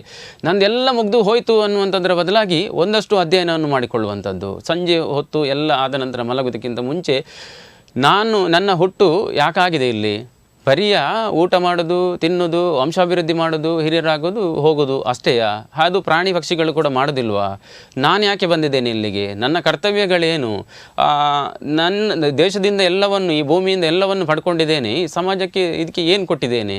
ಈ ಅಧ್ಯಯನವನ್ನು ಪ್ರತಿದಿನ ಮಾಡ್ತಾ ಹೋದರೆ ನಿರಾಶೆ ಅನ್ನುವಂಥದ್ದು ಯಾವತ್ತೂ ಕಾಡುವುದಿಲ್ಲ. ಪ್ರತಿ ದಿನ ಜೀವನೋತ್ಸಾಹ ಹೆಚ್ಚಾಗ್ತಾ ಹೋಗ್ತದೆ. ನನ್ನ ಕರ್ತವ್ಯದಲ್ಲಿ ಪೂರ್ಣವಾಗಿ ಮುಗಿದಿಲ್ಲ, ಇನ್ನಷ್ಟು ಬಹಳಷ್ಟು ಕರ್ತವ್ಯಗಳಿದೆ, ಅದನ್ನು ಮುಂದಿನ ದಿನಗಳಲ್ಲಿ ನನಗೆ ಮಾಡಲಿಕ್ಕೆ ಅವಕಾಶ ಮಾಡಿಕೊಡಪ್ಪ ಭಗವಂತ ಅಂತ ಭಗವಂತನನ್ನು ಪ್ರಾರ್ಥನೆ ಮಾಡುವಂಥದ್ದೇ ಸ್ವ ಅಧ್ಯಾಯ ಅಂತ ಸರಳವಾದ ರೀತಿಯಲ್ಲಿ ನಾವು ತಿಳಿದುಕೊಳ್ಳಬಹುದು. ಕೊನೆಯದಾಗಿ ಬರುವಂಥದ್ದೇ ಈಶ್ವರ ಪ್ರಣಿಧಾನ. ಈಶ್ವರ ಪ್ರಣಿಧಾನ ಅಂದರೆ ಏನಪ್ಪ ಅಂತ ತಿಳ್ಕೊಳ್ಬೋದು. ಈಶ್ವರ ಪ್ರಣಿಧಾನ ಅಂತ ಹೇಳಿದರೆ ನನ್ನದು ಯಾವುದಿಲ್ಲ, ನಾನು ನಿಮಿತ್ತ ಮಾತ್ರ, ಎಲ್ಲವೂ ನಿನ್ನದೇ ಅನ್ನುವಂಥದ್ದನ್ನು ತಿಳಿದುಕೊಳ್ಳುವಂಥದ್ದು. ಹಾಗಾದರೆ ನಾವು ತಿಳಿದುಕೊಳ್ಳುತ್ತಿಲ್ವಾ ಅಂತ ಹೇಳಿದರೆ ನಾವು ಗಮನಿಸಬಹುದು. DVG ಅವರ ಒಂದು ಬಹಳ ಸುಂದರವಾದ ಒಂದು ಕಗ್ಗ ಇದೆ, ಅದನ್ನು ನಿಮ್ಮ ಮುಂದೆ ಪ್ರಸ್ತುತಪಡಿಸ್ತೇನೆ. ಇಳೆಯಿಂದ ಮೊಳಕೆ ಯೋಗವೊಂದು ತಮಟೆಗಳಿಲ್ಲ, ಫಲಮಾಗುವೊಂದು ತುತ್ತೂರಿ ದನಿಯಿಲ್ಲ, ಬೆಳಕೀವ ಸೂರ್ಯ ಚಂದ್ರರದೊಂದು ಸದ್ದಿಲ್ಲ, ಹೊಲಿ ನಿನ್ನ ತುಟಿಗಳನ್ನು ಮಂಕುತಿಮ್ಮ ಅಂತ DVG ಅವರು ಏನು ಹೇಳಿದ್ದಾರೆ ಅಂದರೆ, ಭೂಮಿಯಿಂದ ಮೊಳಕೆ ಒಡೆದು ಹೊರಗೆ ಬರುವಂಥ ಗಿಡ ಏನಿದೆ, ಅಷ್ಟೊಂದು ಅದ್ಭುತವಾದಂಥ ಒಂದು ಆಲದ ಮರದ ಬೀಜವನ್ನು ನೋಡಿದರೆ ಎಷ್ಟು ಚಿಕ್ಕದಾಗಿರ್ತದೆ, ಆದರೆ ಅದರ ಒಳಗೆ ಎಷ್ಟು ಅಗಾಧವಾದ ಶಕ್ತಿ ಅಡಗಿದೆ ನೋಡಿ. ಅದು ಭೂಮಿಯಿಂದ ಮೊಳಕೆ ಒಡೆದು ಮೇಲೆ ಬರುವಾಗ ಕೂಡ ತಮಟೆ ಶಬ್ದ ಮಾಡ್ಕೊಂಡು ಬರೋದಿಲ್ಲ, ನಾನು ಬಂದೆ ಅಂತ ಅಹಂಕಾರದಿಂದ ಬರೋದಿಲ್ಲ. ಫಲವೊಂದು ಹೂವಾಗಿ, ಕಾಯಾಗಿ, ಹಣ್ಣಾಗಿ, ಫಲ ಪೂರ್ಣ ಮಾಗಿದ ಕೂಡಲೇ ತುತ್ತೂರಿ ಧ್ವನಿ ಮಾಡೋದಿಲ್ಲ, ನಾನು ಫಲ ಅದೇ ಹಣ್ಣಾದೆ ಅನ್ನುವಂಥದ್ದನ್ನು ತುತ್ತೂರಿ ಧ್ವನಿ ಮಾಡೋದಿಲ್ಲ. ಬೆಳಕೀವ ಸೂರ್ಯ ಚಂದ್ರರದೊಂದು ಸದ್ದಿಲ್ಲ, ಜಗತ್ತಿಗೆ ಬೆಳಕೊಡುವಂಥ ಸೂರ್ಯ ಚಂದ್ರರು ಕೂಡ ಸದ್ದು ಮಾಡೋದಿಲ್ಲ. ಹೊಲಿ ನಿನ್ನ ತುಟಿಗಳನ್ನು ಮಂಕುತಿಮ್ಮ ಅಂತ ಹೇಳಿದರೆ ನಾನೇ ಮಾಡಿದೆ ಅನ್ನೋ ಹೇಳುವಂಥದ್ದನ್ನು ಬಾಯಿ ಮುಚ್ಚು, ನಿನ್ನಿಂದ ಯಾವುದೂ ಆದದ್ದಲ್ಲ, ಅದು ಪ್ರಕೃತಿಯ ನಿಯಮ ಆದಂಥದ್ದು, ನೀನು ಅದರಲ್ಲಿ ನಿಮಿತ್ತ ಮಾತ್ರ ಅನ್ನುವಂಥದ್ದನ್ನು ಇದರಲ್ಲಿ ಹೇಳಿದ್ದಾರೆ. ಇನ್ನೊಂದು ಕಗ್ಗದಲ್ಲಿ ಇನ್ನಷ್ಟು ಬಹಳ ಸುಂದರವಾಗಿ ಹೇಳಿದ್ದಾರೆ. ಅನ್ನದಾತುರಕ್ಕಿಂತ ಚಿನ್ನದಾತುರ ತೀಕ್ಷ್ಣ, ಚಿನ್ನದಾತುರಕ್ಕಿಂತ ಗಂಡು ಹೆಣ್ಣೊಳವು, ಮಣ್ಣನೆಯ ದಾಹವದು ಎಲ್ಲದಕ್ಕೂ ತೀಕ್ಷ್ಣ ತಮ್ಮ, ತಿನ್ನುವುದೇ ಆತ್ಮವನ್ನು ಮಂಕುತಿಮ್ಮ ಅಂತ. ಅಂದರೆ ಅನ್ನದಾತುರ, ಒಮ್ಮೆ ಹೊಟ್ಟೆಗೆ ಹಸಿವಾದಾಗ ಒಂದು ಅನ್ನ ಸಿಕ್ಕಿದರೆ ಸಾಕಪ್ಪ ಅನ್ನುವಂಥದ್ದು ಬರ್ತದೆ. ಅನ್ನದಾತುರಕ್ಕಿಂತ ಚಿನ್ನದಾತುರ ತೀಕ್ಷ್ಣ ಅಂದರೆ ಅನ್ನ ಸಿಕ್ಕಿತು, ಆನಂತರ ಒಂದು ಮನೆ ಬೇಕು. ಒಂದು ಚಿನ್ನ ಅಂತ ಹೇಳಿದರೆ ಬರೀ ಬಂಗಾರ ಆಭರಣ ಮಾತ್ರ ಅಲ್ಲ, ನನಗೆ ಒಂದು ಆಶ್ರಯ ಆಗಬೇಕು, ಒಂದು ಉದ್ಯೋಗ ಬೇಕು, ಏನಾದರೂ ಒಂದು ಕೆಲಸ ಬೇಕು, ಒಂದಷ್ಟು ಸಂಪಾದನೆ ಮಾಡಬೇಕು ಅನ್ನುವಂಥದ್ದು ಆ ಆತುರ ಜಾಸ್ತಿ ಆಗಿರ್ತದೆ. ಆನಂತರ ಹೆಣ್ಣು ಗಂಡು ಒಲವು ಅಂತ, ಹೆಣ್ಣಾಗಿದ್ದರೆ ಗಂಡು ಒಂದು ಬೇಕು, ಗಂಡಾಗಿದ್ದರೆ ಹೆಣ್ಣು ಒಂದು ಬೇಕು. ಯಾಕಂತ ಹೇಳಿದರೆ ನಮ್ಮ ಸಂಸ್ಕೃತಿ ವಂಶಾಭಿವೃದ್ಧಿಯನ್ನು ಮಾಡಬೇಕು ಅನ್ನುವಂಥ ದೃಷ್ಟಿಯಿಂದ, ಒಟ್ಟಿಗೆ ಬಾಳಬೇಕು ಅನ್ನುವಂಥ ದೃಷ್ಟಿಯಿಂದ. ಅದೆಲ್ಲವೂ ಆದ ನಂತರ ಬರುವಂಥದ್ದೇ ಮಣ್ಣನೆಯ ದಾಹ. ನೋಡಿ, ಅದರಲ್ಲಿ ಕ್ಲಿಯರಾಗಿ ಹೇಳಿದ್ದಾರೆ, ಮಣ್ಣನೆಯ ದಾಹವದು ಎಲ್ಲದಕ್ಕೂ ತೀಕ್ಷ್ಣತಮ, ತಿನ್ನುವುದೇ ಆತ್ಮವನ್ನು ಮಂಕುತಿಮ್ಮ ಅಂತ. ಅಂದರೆ ಮಣ್ಣನೆ ನಾನು ಅನ್ನುವಂಥ ದಾಹದಿಂದ ಎಲ್ಲವನ್ನು ನಾಶ ಮಾಡಿಬಿಡ್ತದೆ ಅಂತ. ಇತ್ತೀಚೆಗಷ್ಟೇ ತುಮಕೂರಿಗೆ ಹೋಗುವಾಗ ಕುಣಿಗಳ ಹತ್ರ ಒಂದು ದೇವಾಲಯಕ್ಕೆ ಹೋಗಿದ್ವಿ. ಸಮಯ ಇತ್ತು ಅಂತ ಒಂದು ಗುಡ್ಡದ ಮೇಲೆ ಒಂದು ದೇವಾಲಯ. ಆ ದೇವಸ್ಥಾನಕ್ಕೆ ಹೋಗಿ ಒಳಗೆ ನಮಸ್ಕಾರ ಮಾಡಬೇಕಂತ ನೋಡುವಾಗ ಅದರ ಮೇಲ್ಗಡೆ ಒಂದು ಟ್ಯೂಬ್ಲೈಟ್, ಒಂದು 200 ರೂಪಾಯಿದು ಒಂದು ಟ್ಯೂಬ್ಲೈಟ್ ಇರ್ಬೋದು, LED ಟ್ಯೂಬ್ಲೈಟ್. ಅದರಲ್ಲಿ ಹೆಸರು ಬರೆದಿದ್ದಾರೆ, ಕೊಡುಗೆ ಶ್ರೀಮತಿ ಮತ್ತು ಶ್ರೀ ಇವರ ಕುಟುಂಬಸ್ಥರು, ಉದ್ದಕ್ಕೆ ಬರೆದಿದ್ದಾರೆ. ಕೊಟ್ಟದ್ದು 200 ರೂಪಾಯಿದು ಟ್ಯೂಬ್ಲೈಟ್. ಇಡೀ ಕಪ್ಪಲ್ಲಿ ಅದೇ ಹೆಸರೇ ಕಾಣೋದು, ಬೆಳಕು ಬರೋದೇ ಇಲ್ಲ ಲೈಟಲ್ಲಿ. ಆ ರೀತಿಯ ಮಣ್ಣನೆ ಕೆಲವೊಂದು ಕಾರ್ಯಕ್ರಮದಲ್ಲಿ ನೀವು ನೋಡಿರ್ತೀರಿ, ಏನಾದರೂ ಡೊನೇಷನ್ ಕೊಡಿ ಅಂತ ಹೇಳಿದರೆ ಡೊನೇಷನ್ ಕೊಡ್ತೇನೆ, ನನ್ನನ್ನು ಅಲ್ಲಿ ವೇದಿಕೆಯಲ್ಲಿ ಕೂತ್ಕೊಳಿಸಬೇಕು ಮುಖ್ಯ ಅತಿಥಿಯಾಗಿ ಅನ್ನುವಂಥ ರೀತಿಯಲ್ಲಿ. ಅಂದರೆ ನಾನೇ ಮಾಡಿದ್ದು ಅಂತ. ನಮ್ಮಲ್ಲಿ ಒಂದು ಕೈಯಲ್ಲಿ ಕೊಟ್ಟದ್ದು ಇನ್ನೊಂದು ಕೈಯಲ್ಲಿ ಗೊತ್ತಾಗಬಾರ್ದು ಅಂತ ನಮ್ಮ ಹಿರಿಯರು ಹೇಳಿದ್ದಾರೆ. ಅಂತಹ ಸ್ಥಿತಿಯನ್ನು ಬಿಟ್ಟು ಎಲ್ಲವೂ ನನ್ನಿಂದಲೇ ಆಗುವಂಥದ್ದು, ಎಲ್ಲವೂ ನನ್ನಿಂದಲೇ, ನಾನಿಲ್ಲದೆ ಏನೂ ಇಲ್ಲ ಅನ್ನುವಂಥ ರೀತಿಯಲ್ಲಿ ಆ ವರ್ತನೆ ಮಾಡಿಕೊಳ್ಳುವಂಥದ್ದಕ್ಕೆ ಅದನ್ನು ಯಾವಾಗ ನಾವು ಬಿಟ್ಟು ಈಶ್ವರ ಪ್ರಣಿಧಾನ ಅಂದರೆ ನಾನು ಬರಿಯ ನಿಮಿತ್ತ ಮಾತ್ರ, ಏನೋ ಒಂದು ಭಗವಂತ ನನಗೆ ಇವತ್ತು ಕೊಟ್ಟಿದ್ದಾನೆ, ಅದನ್ನು ಸಮಾಜಕ್ಕೆ ಅರ್ಪಿಸಲಿಕ್ಕೆ ಅವನೇ ಕಾರಣ, ನಾನು ಕೊಟ್ಟದ್ದಂಥದ್ದಲ್ಲ ಅನ್ನುವಂಥ ಅಹಂಕಾರವನ್ನು ತ್ಯಜಿಸಿದರೆ ಆನಂತರ ಬರುವಂಥ ಆಸನ ಪ್ರಾಣಾಯಾಮವನ್ನು ಮಾಡಿದರೆ ಅದ್ಭುತವಾದ ಲಾಭಗಳು ನಮಗೆ ಆಗಲಿಕ್ಕೆ ಸಾಧ್ಯ. ಪ್ರತಿ ಕ್ಷಣವೂ ಸಂತೋಷವಾಗಿಂದು ನಮ್ಮ ಮನೆ ಮಂತ್ರಾಲಯ ಆಗಲಿಕ್ಕೆ ಖಂಡಿತವಾಗಲೂ ಸಾಧ್ಯ ಇದೆ. ನಮ್ಮ ಸಂಸಾರ ಆನಂದ ಸಾಗರ ಅಂತ ಹಳೆಯ ಚಲನಚಿತ್ರ ಗೀತೆ ಏನಿದೆ, ಅದೇ ರೀತಿಯಾಗಿ ನಾವು ಖುಷಿಯಾಗಲಿಕ್ಕೆ ಖಂಡಿತವಾಗಲೂ ಸಾಧ್ಯ. ಪತಂಜಲಿ ಮಹಾಮುನಿಗಳ ಅಷ್ಟಾಂಗ ಯೋಗ ಅಂದ್ರೇ ಹಾಗೆ. ನಾವು ಜೀವನದಲ್ಲಿ ಯಾವ ರೀತಿ ಇರಬೇಕು, ಯಾವ ರೀತಿ ನಮ್ಮ ನಡವಳಿಕೆ ಇರಬೇಕು, ಯಾವ ರೀತಿಯಾಗಿ ನಮ್ಮ ಜೀವನ ಪದ್ಧತಿ ಇರಬೇಕು ಅನ್ನುವಂಥದ್ದನ್ನೇ ತಿಳಿಸಿ ಹೇಳಿದಂಥದ್ದು. ದುರದೃಷ್ಟವಶಾತ್ ನಮಗೆ ಬರೀ ಆಸನ ಪ್ರಾಣಾಯಾಮಗಳು ಮಾತ್ರ ನಮ್ಮ ಕಣ್ಣ ಎದುರಿಗೆ ಕಾಣಿದೆ. ನಾವು ಕೂಡ ಅದೇ ಸತ್ಯ ಅನ್ನುವಂಥ ರೀತಿಯಲ್ಲಿ ನಾವು ಫಾಲೋ ಮಾಡ್ಕೊಳ್ತಾ ಹೋದೆ. ನಾನು ಕಳೆದ ತರಗತಿಯಲ್ಲಿ ಕೂಡ ಈ ವಿಚಾರವನ್ನು ತಿಳಿಸಿದ್ದೇನೆ. ಯಮ ಮತ್ತು ನಿಯಮ ಅನ್ನುವಂಥದ್ದು ಫೌಂಡೇಶನ್. ಆ ಫೌಂಡೇಶನ್ ಗಟ್ಟಿಯಾಗಿದ್ದರೆ ಅದರ ಮೇಲೆ ಮಾಡಿದಂಥ ಕಟ್ಟಡ ಬಲಿಷ್ಠವಾಗಿ ಎಷ್ಟು ಎತ್ತರ ಬೇಕಿದ್ರೂ ನಿಲ್ಲಿಸ್ಬೋದು ಅಂತ. ಅದೇ ರೀತಿ ಇಲ್ಲಿ ಕೂಡ ಅಪ್ಲೈ ಆಗ್ತದೆ. ಆ ಯಮ ನಿಯಮವನ್ನು ನಾವು ಯಾವಾಗ ಅಳವಡಿಸಿಕೊಳ್ಳಲಿಕ್ಕೆ ಪ್ರಯತ್ನ ಮಾಡ್ತೇವೋ, ನಮ್ಮ ಕೋಪ ತಾಪ ರೋಷಗಳೆಲ್ಲ ದೂರ ಆಗಿ ಮನಸ್ಸು ಸಂಪೂರ್ಣ ಪಕ್ವವಾಗಿ ನಾನು ಹೇಳಿದಂತೆ ಕೇಳುವ ಹಾಗೆ ಆದರೆ ನಾನು ಮತ್ತು ಪರಮಾತ್ಮ, ಆತ್ಮ ಮತ್ತು ಪರಮಾತ್ಮವನ್ನು ಜೋಡಿಸುವಂಥ ಅದ್ಭುತವಾದ ಕ್ರಿಯೆ. ಇದಕ್ಕೆ ಪೂರಕವಾಗಿ ಇದು ಬಹಳಷ್ಟು ಸಹಾಯ ಮಾಡ್ತದೆ. ಆನಂತರ ಬರುವಂಥದ್ದೇ ಆಸನ ಅಂತ ಹೇಳಿದರೆ ಸುಖಂ ಸ್ಥಿರಂ ಆಸನಂ ಅಂತ ಹೇಳ್ತಾರೆ. ಮುಂದಿನ ತರಗತಿಗಳಲ್ಲಿ ನಮಗೆ ಸೂರ್ಯ ನಮಸ್ಕಾರ ಅದ್ಭುತವಾಗಿರುವಂಥ ನಮ್ಮ ಹಿರಿಯರು ನಮಗೆ ಕೊಟ್ಟಂಥ ಒಂದಷ್ಟು ಆಸನಗಳನ್ನು ಸೇರಿಸಿಕೊಂಡು ಮಾಡಿರುವಂಥ ಆ ಸೂರ್ಯ ನಮಸ್ಕಾರವನ್ನು ನಾವು ಮುಂದಿನ ತರಗತಿಗಳಲ್ಲಿ ತಿಳಿಸಿ ಹೇಳಲಿಕ್ಕೆ ಇನ್ನೊಬ್ಬರು ಪರಿಣಿತ ಶಿಕ್ಷಕರು ನಮ್ಮ ಮುಂದೆ ಬರ್ತಾರೆ. ಆ ಆಸನಗಳನ್ನು ಕಲಿತುಕೊಂಡು ಆನಂತರ ಬರುವಂಥ ಪ್ರಾಣಾಯಾಮದಲ್ಲಿ ಏನು ಶಕ್ತಿ ಇದೆ? ಸುಮ್ಮನೆ ಬರಿಯ ಪ್ರಾಣಾಯಾಮ ಮೂಗಿ ಕೈ ಹಿಡ್ಕೊಂಡು ಸುಯಿ ಮಾಡಿದರೆ ಸಾಕಾಗ್ತದಾ? ಅಥವಾ ಅದು ಏನು ಅದು ಅದರಲ್ಲಿ ಒಳಗಿರುವಂಥ ಪಂಚಪ್ರಾಣಗಳು ಯಾವುದು? ಇದೆಲ್ಲವನ್ನು ನಾವು ಮುಂದಿನ ದಿನಗಳಲ್ಲಿ ತಿಳ್ಕೊಳ್ಳಿಕ್ಕಿದ್ದೇವೆ.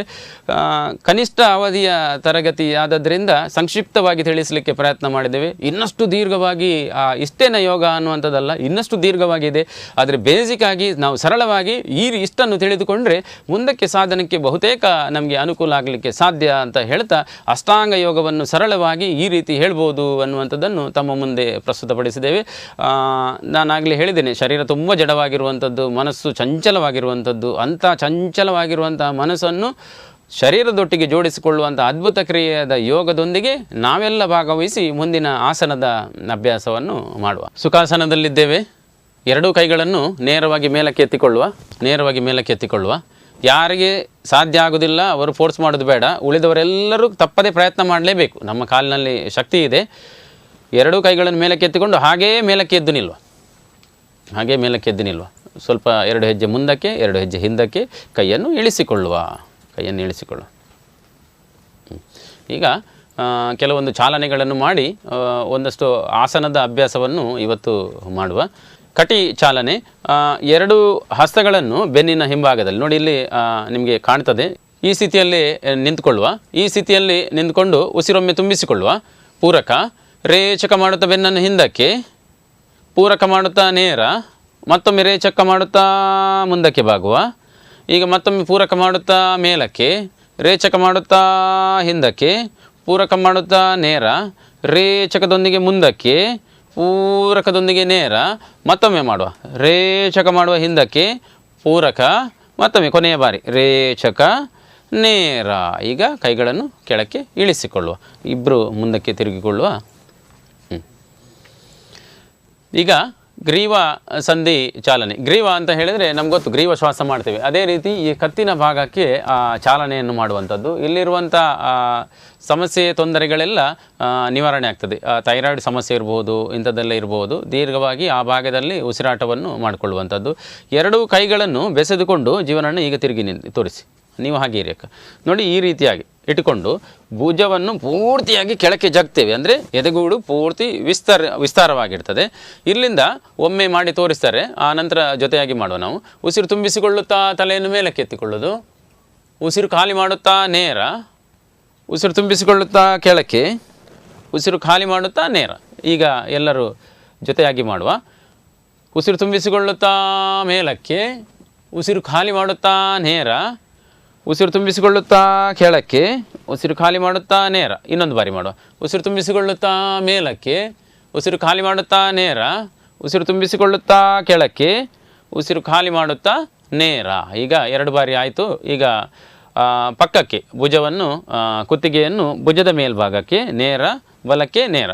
ಕುತ್ತಿಗೆ ಭಾಗದ ಮೇಲಿನ ಚಾಲನೆಯನ್ನೆಲ್ಲ ಎಡಭಾಗದಿಂದ ಆರಂಭಿಸ್ತೇವೆ. ಉಳಿದಂಥ ಎಲ್ಲ ಆಸನಗಳನ್ನು ಬಲಭಾಗದಿಂದ ನಾವು ಆರಂಭ ಮಾಡುವಂಥ ಪದ್ಧತಿ. ಅದೆಲ್ಲ ನಮಗೆ ಗೊತ್ತಿರುವಂಥ ವಿಚಾರ, ಶಾಲೆಯಲ್ಲಿ ಓದಿದ್ದೇವೆ. ನಮ್ಮ ಬಲಭಾಗದ ಮೆದುಳು ಶರೀರದ ಎಡಭಾಗವನ್ನು ನಿಯಂತ್ರಣದಲ್ಲಿಟ್ಕೊಂಡ ಹಾಗೆ ಎಡಭಾಗದ ಮೆದುಳು ಬಲಭಾಗವನ್ನು ನಿಯಂತ್ರಣದಲ್ಲಿಟ್ಕೊಳ್ತೇವೆ. ಅದಕ್ಕೆ ಇದನ್ನು ಒಂದು ಸ್ವಲ್ಪ ರಿವರ್ಸ್ ಆಗಿ ಇದನ್ನು ಮಾಡ್ತೇವೆ. ಈಗ ಉಸಿರು ತುಂಬಿಸಿಕೊಳ್ಳುತ್ತಾ ಎಡಕ್ಕೆ ಮಾಡ್ತೇವೆ. ಎಡ ಭುಜದ ಮೇಲೆ ನೇರ, ಎಡ ಭುಜದ ಮೇಲೆ ಭಾಗಿಸ್ತೇವೆ, ನೇರ ಮಾಡ್ತೇವೆ. ಬಲ ಭುಜದ ಮೇಲೆ ನೇರ. ಒಟ್ಟಿಗೆ ಎಲ್ಲರೂ ಜೊತೆಯಾಗಿ ಮಾಡುವ. ಕೈಗಳು ಹಾಗೇ ಇರಲಿ, ಎದೆಗೂಡನ್ನು ಪೂರ್ತಿ ವಿಸ್ತರಿಸಿಕೊಂಡಿರುವ. ಉಸಿರು ತುಂಬಿಸಿಕೊಳ್ಳುತ್ತಾ ಪಾರ್ಶ್ವಕ್ಕೆ ಎಡಭುಜದ ಮೇಲೆ ನೇರ, ಬಲಭುಜದ ಮೇಲೆ ನೇರ. ಮತ್ತೊಮ್ಮೆ ಉಸಿರಿನೊಂದಿಗೆ ಮಾಡುವ. ಎಡಕ್ಕೆ ನೇರ, ಬಲಕ್ಕೆ ನೇರ. ಈಗ ನಮ್ಮ ಕುತ್ತಿಗೆಯನ್ನು, ಇಡೀ ತಲೆಯನ್ನು ಉಸಿರು ತುಂಬಿಸಿಕೊಳ್ಳುತ್ತಾ ಎಡಕ್ಕೆ ಮಾಡೋದು ನೇರ, ಬಲಕ್ಕೆ ಒಮ್ಮೆ ತಿರುಗಿಸೋದು ನೇರ. 2 ಬಾರಿ ಮಾಡುವ. ಎಲ್ಲರ ಜೊತೆಯಾಗಿ ಮಾಡುವ. ಉಸಿರು ತುಂಬಿಸಿಕೊಳ್ಳುತ್ತಾ ಎಡಕ್ಕೆ, ಖಾಲಿ ಮಾಡುತ್ತಾ ನೇರ, ತುಂಬಿಸಿಕೊಳ್ಳುತ್ತಾ ಬಲಕ್ಕೆ, ಉಸಿರು ಖಾಲಿ ಮಾಡುತ್ತಾ ನೇರ. ಇನ್ನೊಂದು ಬಾರಿ. ಉಸಿರು ತುಂಬಿಸಿಕೊಳ್ಳುತ್ತಾ ಎಡಕ್ಕೆ, ಉಸಿರು ಖಾಲಿ ಮಾಡುತ್ತಾ ನೇರ, ಉಸಿರು ತುಂಬಿಸಿಕೊಳ್ಳುತ್ತಾ ಬಲಕ್ಕೆ, ಉಸಿರು ಖಾಲಿ ಮಾಡುತ್ತಾ ನೇರ. ಕೈಗಳನ್ನು ಬಿಡಿಸಿಕೊಳ್ಳುವ. ಕಾಲಿನಲ್ಲಿ ಕಿರು ಅಂತರವನ್ನು ಸ್ಥಾಪಿಸಿಕೊಳ್ಳುವ. ಒಂದು ಆಸನವನ್ನು ಇವತ್ತು ಮಾಡುವ. ಜೀವನವನ್ನು ಮುಂದಕ್ಕೆ ತಿರುಗಿ. ವೀರಭದ್ರಾಸನ ಅಂತ ಇದರ ಹೆಸರು. ವೀರಭದ್ರಾಸನ ಪ್ರಕಾರ 1. ಇದರಲ್ಲಿ 2-3 ಪ್ರಕಾರಗಳಿದೆ. ಅದರಲ್ಲಿ ಒಂದು ಪ್ರಕಾರ ಇದೊಂದು. ನಮ್ಮ ಪಾದಗಳಲ್ಲಿ ಈಗ ನೋಡಿದರೆ ಸಾಕು ನೀವು, ಆನಂತರ ಮಾಡುವ ಜೊತೆ ಸೇರಿಕೊಂಡು. ಪಾದಗಳಲ್ಲಿ ಅಂತರವನ್ನು ಸ್ಥಾಪಿಸಿಕೊಳ್ತೇವೆ. ಎಷ್ಟು ಅಗಲ ಇಡ್ಲಿಕ್ಕೆ ಆಗ್ತದೆ ಅಷ್ಟು ಅಗಲ ಇಟ್ಕೊಳ್ತೇವೆ. ಇಷ್ಟು ಪಾದಗಳನ್ನು ಅಗಲವನ್ನಾಗಿ ಇಟ್ಕೊಳ್ತೇವೆ. ಈಗ 2 ಕೈಗಳನ್ನು ಉಸಿರು ತುಂಬಿಸಿಕೊಳ್ಳುತ್ತಾ ನೇರ ಮಾಡ್ತೇವೆ. ಅಲ್ಲಿಂದ ಉಸಿರು ಖಾಲಿ ಮಾಡುತ್ತಾ ಬಲಭಾಗಕ್ಕೆ ತಿರುಗಿಕೊಳ್ತೇವೆ. ಅದರ ಜೊತೆಗೆ ಕಾಲನ್ನು ಕೂಡ ಇದೇ ರೀತಿಯಾಗಿ ತಿರುಗಿಸಿಕೊಳ್ಳುವ. ಇಲ್ಲಿ ಕಾಣ್ತದೆ ನಿಮಗೆ, ಕಾಲನ್ನು ಕೂಡ ಪೂರ್ಣವಾಗಿ ತಿರುಗಿಸಿಕೊಳ್ಳುವ. ಈಗ ಮತ್ತೊಮ್ಮೆ ಉಸಿರು ತುಂಬಿಸಿಕೊಳ್ಳುತ್ತಾ 2 ಕೈಗಳನ್ನು ಪೂರ್ಣವಾಗಿ ಮೇಲಕ್ಕೆ. ನೋಡಿ, ಇಲ್ಲಿ ಮಾಡ್ತಾ ಇದ್ದಾರೆ ಊರ್ಧ್ವ ನಮಸ್ಕಾರಾಸನ ಸ್ಥಿತಿ. ಮೊನ್ನೆ ಆಸನದ ಸ್ಥಿತಿಯನ್ನು ನಾವು ಮಾಡಿದ್ದೇವೆ. ತೋಳುಗಳು ನಮ್ಮ ಕಿವಿಯನ್ನು ಸವರ್ತಾ ಇರಬೇಕು, ನೇರ ಆಗಬೇಕು. ಈ ರೀತಿ ಸ್ಥಿತಿಯನ್ನು ಗಮನಿಸಿಕೊಳ್ಳುವ. ಈಗ ಉಸಿರು ಖಾಲಿ ಮಾಡುತ್ತಾ ಬಲ ಕಾಲಿನ ಮಂಡಿಯನ್ನು ಮುಂದಕ್ಕೆ ಬಾಗಿಸಿ ಪೂರ್ತಿ ಮುಂದಕ್ಕೆ ಬರ್ತೇವೆ. ನೋಡಿ, ಇಲ್ಲಿ ಕಾಣ್ತಾ ಇದೆ 90 ಡಿಗ್ರಿ ಇಲ್ಲಿ ಆ್ಯಂಗಲ್ ಬರುವ ಹಾಗೆ ಪೂರ್ಣವಾಗಿ ಮುಂದಕ್ಕೆ ಬಾಗಿಕೊಳ್ತೇವೆ. ಕೈಗಳು ಪೂರ್ತಿ ಮೇಲಕ್ಕೆ, ದೃಷ್ಟಿ ಮುಂದಕ್ಕೆ ಮಾಡಿ ಈ ಸ್ಥಿತಿಯಲ್ಲಿ ಉಸಿರಾಟವನ್ನು ಮಾಡುವಂಥದ್ದು. ಈ ಆಸನದ ಪ್ರಯೋಜನಗಳು ಏನೆಲ್ಲ ಇದೆ ಅಂತ ತಿಳಿದುಕೊಳ್ಳುವ. ಎಲ್ಲರೂ ಈ ಸ್ಥಿತಿಗೆ ಬರುವ. ವೀರಭದ್ರಾಸನವು ಕೈಗಳು, ಭುಜ, ತೊಡೆ ಮತ್ತು ಬೆನ್ನಿನ ಸ್ನಾಯುಗಳನ್ನು ಬಲಪಡಿಸುವುದು. ಮಾನಸಿಕ ಒತ್ತಡ ಹಾಗೂ ಖಿನ್ನತೆಯನ್ನು ಹೋಗಲಾಡಿಸುವಲ್ಲಿ ಈ ಆಸನ ಅತ್ಯಂತ ಸೂಕ್ತ. ದೇಹದಲ್ಲಿ ಸಮತೋಲನ ಸುಧಾರಿಸುವುದು ಮತ್ತು ತ್ರಾಣ ಹೆಚ್ಚಿಸುವುದು. ಜಡ ಮತ್ತು ಕುಳಿತು ಕೆಲಸ ಮಾಡುವವರಿಗೆ ಲಾಭಕಾರಿಯಾದ ಆಸನ. ಧೈರ್ಯ ಮತ್ತು ಶಾಂತಿಯನ್ನು ಉಂಟುಮಾಡುವುದು. ಅಧಿಕ ಬೆನ್ನು ನೋವು, ಸಂಧಿವಾತ, ಅಧಿಕ ರಕ್ತದೊತ್ತಡ ಇರುವವರು ಈ ಆಸನವನ್ನು ಮಾಡಬಾರದು. ನಿಧಾನವಾಗಿ ಆಸನದ ಸ್ಥಿತಿಯಿಂದ ಹಿಂದಕ್ಕೆ ಬರುವ, ಮುಂದಕ್ಕೆ ತಿರುಗಿಕೊಳ್ಳುವ. ಕೈಗಳನ್ನು ಬಿಡಿಸಿಕೊಳ್ಳುತ್ತಾ ಇನ್ನೊಂದು ಬದಿಗೆ ಹಾಗೆ ತಿರುಗಿಕೊಳ್ಳುವ. ಇನ್ನೊಂದು ಬದಿಗೆ ತಿರುಗಿಕೊಳ್ಳುವ. ಹಾಗೆ ಇನ್ನೊಂದು ಬದಿಗೆ. ಉಸಿರು ತುಂಬಿಸಿಕೊಳ್ಳುತ್ತಾ 2 ಕೈಗಳನ್ನು ಮೇಲಕ್ಕೆ ಮಾಡುವ. ಉಸಿರು ಖಾಲಿ ಮಾಡುತ್ತಾ ಕಾಲನ್ನು, ಎಡಕಾಲನ್ನು ಪೂರ್ಣವಾಗಿ ಕೆಳಕ್ಕೆ ಮಾಡುವ. ಈ ಸ್ಥಿತಿಯಲ್ಲಿ ದೀರ್ಘವಾಗಿ ಪೂರಕ ರೇಚಕ ಮಾಡುವ. ಒಂದು ಬದಿಗೆ ಮಾಡಿದ್ದೇವೆ ಆವಾಗ, ಈಗ ಇನ್ನೊಂದು ಬದಿಗೆ ಮಾಡ್ತಾ ಇದ್ದೇವೆ. ಎಷ್ಟು ಸಾಧ್ಯ ಆಗ್ತದೆ ಅಷ್ಟು ದೀರ್ಘವಾದ ಪೂರಕ ರೇಚಕವನ್ನು ಮಾಡಲಿಕ್ಕೆ ಪ್ರಯತ್ನ ಮಾಡುವ. ಉಸಿರು ತುಂಬಿಸಿಕೊಳ್ಳುವೊಮ್ಮೆ ಉಸಿರು ಖಾಲಿ ಮಾಡುತ್ತಾ ನಿಧಾನವಾಗಿ ಕಾಲುಗಳನ್ನು ನೇರ ಮಾಡುವ. ಈಗ ಮತ್ತೊಮ್ಮೆ ಉಸಿರು ತುಂಬಿಸಿಕೊಳ್ಳುತ್ತಾ ಕೈಗಳನ್ನು ಬಿಡಿಸಿಕೊಂಡು ಮುಂದಕ್ಕೆ ತಿರುಗುವ. ಕಾಲುಗಳನ್ನು ಹತ್ತಿರಕ್ಕೆ ತಂದುಕೊಳ್ಳುವ. ಕೈಗಳನ್ನು ಇಳಿಸಿಕೊಳ್ಳುವ. ಎರಡೂ ಕೈಗಳನ್ನು ಮುಂದಕ್ಕೆ ಚಾಚಿಕೊಳ್ಳುವ. ಏಕಂ ದ್ವೇ ತ್ರೀಣಿ ಚತ್ವಾರಿ ಪಂಚ. ಶಿಥಿಲ ದಂಡಾಸನದಲ್ಲಿ ಕಿರುವಿಶ್ರಾಂತಿಯನ್ನು ಮಾಡುವ. ಕುಳಿತು ಮಾಡುವಂಥ ಒಂದು ಆಸನದ ಅಭ್ಯಾಸವನ್ನು ಮಾಡುವ. ವಿಶ್ರಾಂತಿಯಿಂದ ಹಿಂದಕ್ಕೆ ಬರುವ, ಸುಖಾಸನಕ್ಕೆ ಬರುವ. ವಾಪಸ್ ಬಂದು ಅಲ್ಲಿಂದ ವಜ್ರಾಸನದಲ್ಲಿ ಕುಳಿತುಕೊಳ್ಳುವ. ಇಬ್ಬರು ವಜ್ರಾಸನ ಸ್ಥಿತಿಯಲ್ಲಿ ಕುಳಿತುಕೊಳ್ಳುವ. ವಜ್ರಾಸನ ಸ್ಥಿತಿ ನಮಗೆ ಈಗಾಗಲೇ ಗೊತ್ತು. ಯಾರಿಗೆ ಕಷ್ಟ ಆಗ್ತದೆ ಆ ಕಾಲಿನ ಅಡಿಭಾಗದಲ್ಲಿ ಬಟ್ಟೆ ಇಟ್ಕೊಳ್ಳಿಕ್ಕೆ ಹೇಳಿದ್ದೇನೆ. ಅದರದ್ದೇ ಒಂದು ಮುಂದುವರಿದ ಭಾಗ ವೀರಾಸನ ಅಂತ ಸ್ಥಿತಿ. ಜೀವನನ್ನು ನೀವು ಅಡ್ಡಕ್ಕೆ ತೋರಿಸಿಕೊಳ್ಳಿ. ಹಾಗೆ ಕೂತ್ಕೊಳ್ಳಿ.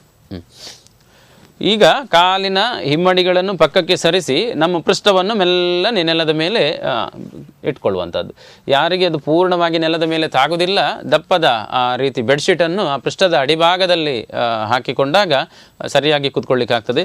ಪೂರ್ಣ ತಿರುಗಿ ಕೂತ್ಕೊಳ್ಳಿ. ಜೀವನಣ್ಣೊಮ್ಮೆ ಕಾಲು ಯಾವ ರೀತಿ ಬರ್ತದೆ ಅಂತ ಕಾಣ್ತದೆ. ಪೂರ್ತಿ ಕಾಲುಗಳನ್ನು ಕೆಳಗೆ ಬಿಡಿಸಿಕೊಳ್ಳೋಣ. ಹಾಗೆ ನೋಡಿ, ಈ ರೀತಿಯಾಗಿ ಪೃಷ್ಠ ಹೋಗಿ ನೆಲದ ಮೇಲೆ ಕೂತ್ಕೊಳ್ತದೆ. ಇದು ವೀರಾಸನ. ಈ ಸ್ಥಿತಿಯಲ್ಲಿ ಬೆನ್ನು ಕತ್ತು ನೇರವಾಗಿ ಇಟ್ಟುಕೊಂಡು ಒಂದೆರಡು ಬಾರಿ ಉಸಿರಾಟ ಮಾಡುವ. ಪೂರಕ ರೇಚಕ. ಉಸಿರು ತುಂಬಿಸಿಕೊಳ್ಳುವ, ಉಸಿರು ಖಾಲಿ ಮಾಡುವ. ಈಗ ಈ ಸ್ಥಿತಿಯಿಂದ ಮುಂದುವರಿದ ಭಾಗ ಸುಪ್ತ ವೀರಾಸನ ಅಂತ ಹೇಳ್ತಾರೆ. ಈ ಆಸನವನ್ನು ಒಮ್ಮೆ ನೋಡುವ, ಸಾಧ್ಯ ಆದರೆ ಮಾಡಲಿಕ್ಕೆ ಪ್ರಯತ್ನ ಮಾಡುವ. ಒಮ್ಮೆಲೆ ಮೇಲೆ ಮಲಗಿದ ನಂತರ ಮೇಲೆ ಬರಲಿಕ್ಕೆಲ್ಲ ಕಷ್ಟ ಆಗೋದಿದ್ದರೆ ಗೋಡೆಯ ಪಕ್ಕದಲ್ಲಿ ಸಹಾಯಕ್ಕೆ ಇದ್ದುಕೊಂಡು ಮಾಡಲಿಕ್ಕೆ ಪ್ರಯತ್ನ ಮಾಡುವ. ಒಮ್ಮೆಲೆ ಮೇಲೆ ಬರಲಿಕ್ಕೆಲ್ಲ ಕಷ್ಟ ಆದರೆ ಆ ಗೋಡೆಯನ್ನು ಹಿಡಿದುಕೊಂಡು ಮೇಲಕ್ಕೆ ಬರಲಿಕ್ಕೆ ಆಗ್ತದೆ. ಇಲ್ಲಿ ಉಸಿರನ್ನೊಮ್ಮೆ ತುಂಬಿಸಿಕೊಳ್ಳೋದು.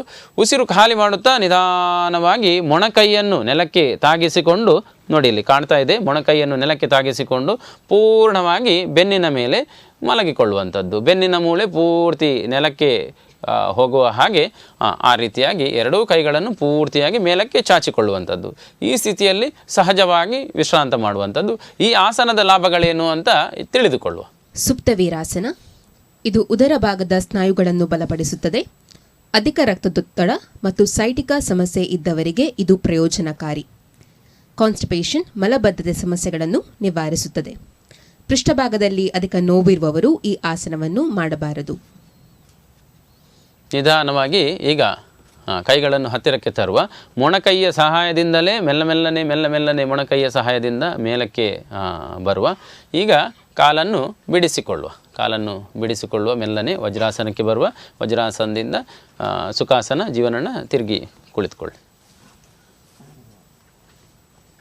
ಮುಂದಿನ ವಿಶ್ರಾಂತಿಯಿಂದ ಹಿಂದಕ್ಕೆ ಬಂದು ಮುಂದೆ ಇನ್ನೊಂದು ಆಸನವನ್ನು ಅಭ್ಯಾಸ ಮಾಡುವ. ಅದರ ಪ್ರಯೋಜನಗಳನ್ನು ಕೂಡ ತಿಳಿದುಕೊಳ್ಳುವ.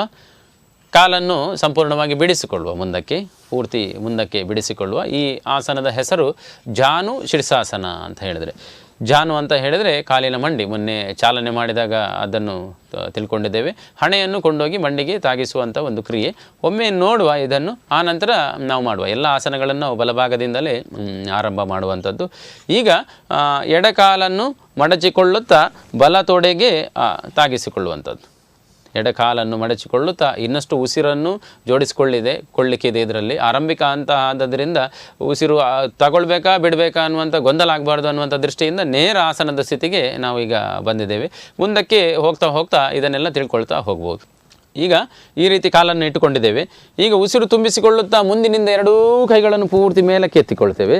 ಉಸಿರು ಖಾಲಿ ಮಾಡುತ್ತಾ ಗಮನಿಸಿಕೊಳ್ಳುವ. ಸೊಂಟದಿಂದಲೇ ಫಸ್ಟ್ ಸೊಂಟವೇ ಬರಬೇಕು, ಕೈಯಲ್ಲ. ಸೊಂಟದಿಂದಲೇ ಮುಂದಕ್ಕೆ ಪೂರ್ಣವಾಗಿ ಬಾಗಿಕೊಂಡು ನಮ್ಮ ಹಣೆಯನ್ನು ಮಂಡಿಗೆ ತಾಗಿಸಲು ಪ್ರಯತ್ನವನ್ನು ಮಾಡುವಂಥದ್ದು. ಯಾರಿಗೆಲ್ಲ ಸಾಧ್ಯ ಆಗ್ತದೆ ಅವರು ಕಾಲಿನ ಪಾದವನ್ನು ಹಿಡಿದುಕೊಳ್ಳುವ.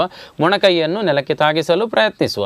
ಯಾರಿಗೆ ಅಷ್ಟು ಬರಲಿಕ್ಕಾಗೋದಿಲ್ಲ, ಎಷ್ಟು ಆಗ್ತದೆ ಅಷ್ಟು ಮಾತ್ರ ಮಾಡುವಂಥದ್ದು. ಇದರಲ್ಲಿ ಫೋರ್ಸ್ ಮಾಡಲಿಕ್ಕಿಲ್ಲ. ಪ್ರತಿದಿನ ಹೇಳ್ತಾ ಇದ್ದೇವೆ, ಎಷ್ಟಾಗ್ತದೆ ಅಷ್ಟನ್ನು ಮಾತ್ರ ಮಾಡಿಕೊಳ್ಳುವಂಥದ್ದು. ಕಾಲಿನ ಮಂಡಿ ಮಾತ್ರ ನೇರ ಇರಬೇಕು. ಕಾಲಿನ ಮಂಡಿಯನ್ನು ನೇರ ಮಾಡಬೇಕು. ಕಾಲಿನ ಮಂಡಿ ನೇರ ನೆಲಕ್ಕೆ ಸಂಪೂರ್ಣವಾಗಿ ತಾಗಿರಬೇಕು. ಈ ಸ್ಥಿತಿಯಲ್ಲಿ ಸಹಜವಾದ ಉಸಿರಾಟವನ್ನು ಮಾಡುವ. ಈ ಸ್ಥಿತಿಯ ಇಂದ ಆಗುವಂಥ ಪ್ರಯೋಜನಗಳನ್ನು ತಿಳಿದುಕೊಳ್ಳುವ. ಜಾನು ಶೀರ್ಷಾಸನ ಈ ಆಸನವು ಲಿವರ್ ಹಾಗೂ ಕಿಡ್ನಿಗಳಿಗೆ ಚೈತನ್ಯ ನೀಡಿ ಚುರುಕುತನದಿಂದ ಇರಿಸುತ್ತದೆ. ಪದೇ ಪದೇ ಕಂಡುಬರುವ ಜ್ವರಪೀಡೆಗೆ ಇದು ಅತ್ಯಂತ ಉಪಯುಕ್ತವಾಗಿದೆ. ಮಲಬದ್ಧತೆ ಮತ್ತು ಮಧುಮೇಹವನ್ನು ನಿವಾರಿಸುತ್ತದೆ. ಶ್ವಾಸಕೋಶದ ಆರೋಗ್ಯವನ್ನು ವೃದ್ಧಿಸುತ್ತದೆ. ಜಠರಾಗ್ನಿಯನ್ನು ವೃದ್ಧಿಸುತ್ತದೆ. ಈ ಆಸನ ಅನೇಕ ದೃಷ್ಟಿಗಳಿಂದ ಹಿತಕರ, ಪುಷ್ಟಿದಾಯಕ, ಶಕ್ತಿದಾಯಕ ಹಾಗೂ ಸಂರಕ್ಷಕವಾಗಿದೆ. ಇತ್ತೀಚೆಗೆ ಶಸ್ತ್ರಚಿಕಿತ್ಸೆ ಆದವರು, ಬೆನ್ನು ನೋವು ಇರುವವರು ಈ ಆಸನವನ್ನು ಮಾಡಬಾರದು. ಉಸಿರು ತುಂಬಿಸಿಕೊಳ್ಳುತ್ತಾ ಕೈಗಳನ್ನು ಬಿಡಿಸಿಕೊಂಡು ಮೇಲಕ್ಕೆ ಎತ್ತಿಕೊಳ್ಳುವ. ಸೊಂಟದಿಂದಲೇ ಮೇಲಕ್ಕೆ ಬರ್ತೇವೆ. ಉಸಿರು ಖಾಲಿ ಮಾಡುತ್ತಾ ಕೈಯನ್ನು ಬಿಡಿಸಿಕೊಳ್ಳುತ್ತಾ ಕಾಲನ್ನು ನೇರ ಮಾಡ್ತೇವೆ. ಕಾಲನ್ನು ನೇರಗೊಳಿಸ್ತೇವೆ. ಇನ್ನೊಂದು ಕಾಲನ್ನು ಅದೇ ರೀತಿಯಾಗಿ ಮಡಚಿಕೊಳ್ತೇವೆ. ಇನ್ನೊಂದು ಕಾಲನ್ನು, ಬಲ ಕಾಲನ್ನು ಈಗ ಮಡಚಿಕೊಂಡು ಎಡ ತೊಡೆಗೆ ಕಾಲಿನ ಹಿಮ್ಮಡಿ ನಮ್ಮ ಎರಡೂ ವಿಸರ್ಜನಾಂಗಗಳ ಮಧ್ಯಭಾಗದಲ್ಲಿ ತಾಗುವ ಹಾಗೆ ಅಷ್ಟು ಒಳಗೆ ಎಳೆದುಕೊಂಡು ಈಗ ಉಸಿರು ತುಂಬಿಸಿಕೊಳ್ಳುತ್ತಾ ಎರಡೂ ಕೈಗಳನ್ನು ಮುಂದಿನಿಂದಲೇ ಮೇಲಕ್ಕೆ ಎತ್ತಿಕೊಳ್ತೇವೆ. ಉಸಿರು ಖಾಲಿ ಮಾಡುತ್ತಾ ಸೊಂಟದಿಂದಲೇ ಪೂರ್ಣವಾಗಿ ಮುಂದಕ್ಕೆ ಬಾಗಿ ಪಾದಗಳನ್ನು ಹಿಡಿದುಕೊಳ್ಳುತ್ತೇವೆ. ಆಗ ಮಾಡಿದ ಹಾಗೆ ಇದೇ ಸ್ಥಿತಿಯಲ್ಲಿ ಸಾಧ್ಯವಾದಷ್ಟು ಸಹಜವಾದ ಉಸಿರಾಟವನ್ನು ಮಾಡುವ. ಉಸಿರು ತುಂಬಿಸಿಕೊಳ್ಳುವಂಥದ್ದು, ಉಸಿರು ಖಾಲಿ ಮಾಡುವಂಥದ್ದು. ಸಾಧ್ಯ ಇದ್ದರೆ ಗಮನಿಸಿಕೊಳ್ಳುವ. ಇಲ್ಲಿ ಅಕ್ಕನ ಕೈ ಏನು ಪೂರ್ತಿಯಾಗಿ ನೆಲಕ್ಕೆ ತಾಗಿದೆ ಆ ರೀತಿ ತಾಗಿಸಲಿಕ್ಕೆ ಪ್ರಯತ್ನವನ್ನು ಮಾಡುವ. ಹಣೆಯನ್ನು ಕೂಡ ಮಂಡಿಗೆ ತಾಗಿಸಲಿಕ್ಕೆ ಪ್ರಯತ್ನವನ್ನು ಮಾಡುತ್ತಾ ಉಸಿರಾಟ ಮಾಡುವ. ಪೂರಕ, ರೇಚಕ. ಉಸಿರು ತುಂಬಿಸಿಕೊಳ್ಳುವ, ಖಾಲಿ ಮಾಡುವ. ಈಗ ಉಸಿರು ತುಂಬಿಸಿಕೊಳ್ಳುತ್ತಾ ಎರಡೂ ಕೈಗಳನ್ನು ಮೇಲಕ್ಕೆ ಎತ್ತಿ ಸೊಂಟದಿಂದಲೇ ಪೂರ್ತಿ ಮೇಲಕ್ಕೆ ಬರ್ತೇವೆ. ಉಸಿರು ಖಾಲಿ ಮಾಡುತ್ತಾ ಕೈಯನ್ನು ಇಳಿಸಿಕೊಳ್ಳುತ್ತೇವೆ. ಕಾಲನ್ನು ನೇರ ಮುಂದಕ್ಕೆ ಚಾಚಿಕೊಳ್ಳುತ್ತೇವೆ. ಶಿಥಿಲ ದಂಡಾಸನದಲ್ಲಿ ಮತ್ತೊಮ್ಮೆ ಕಿರು ವಿಶ್ರಾಂತಿ.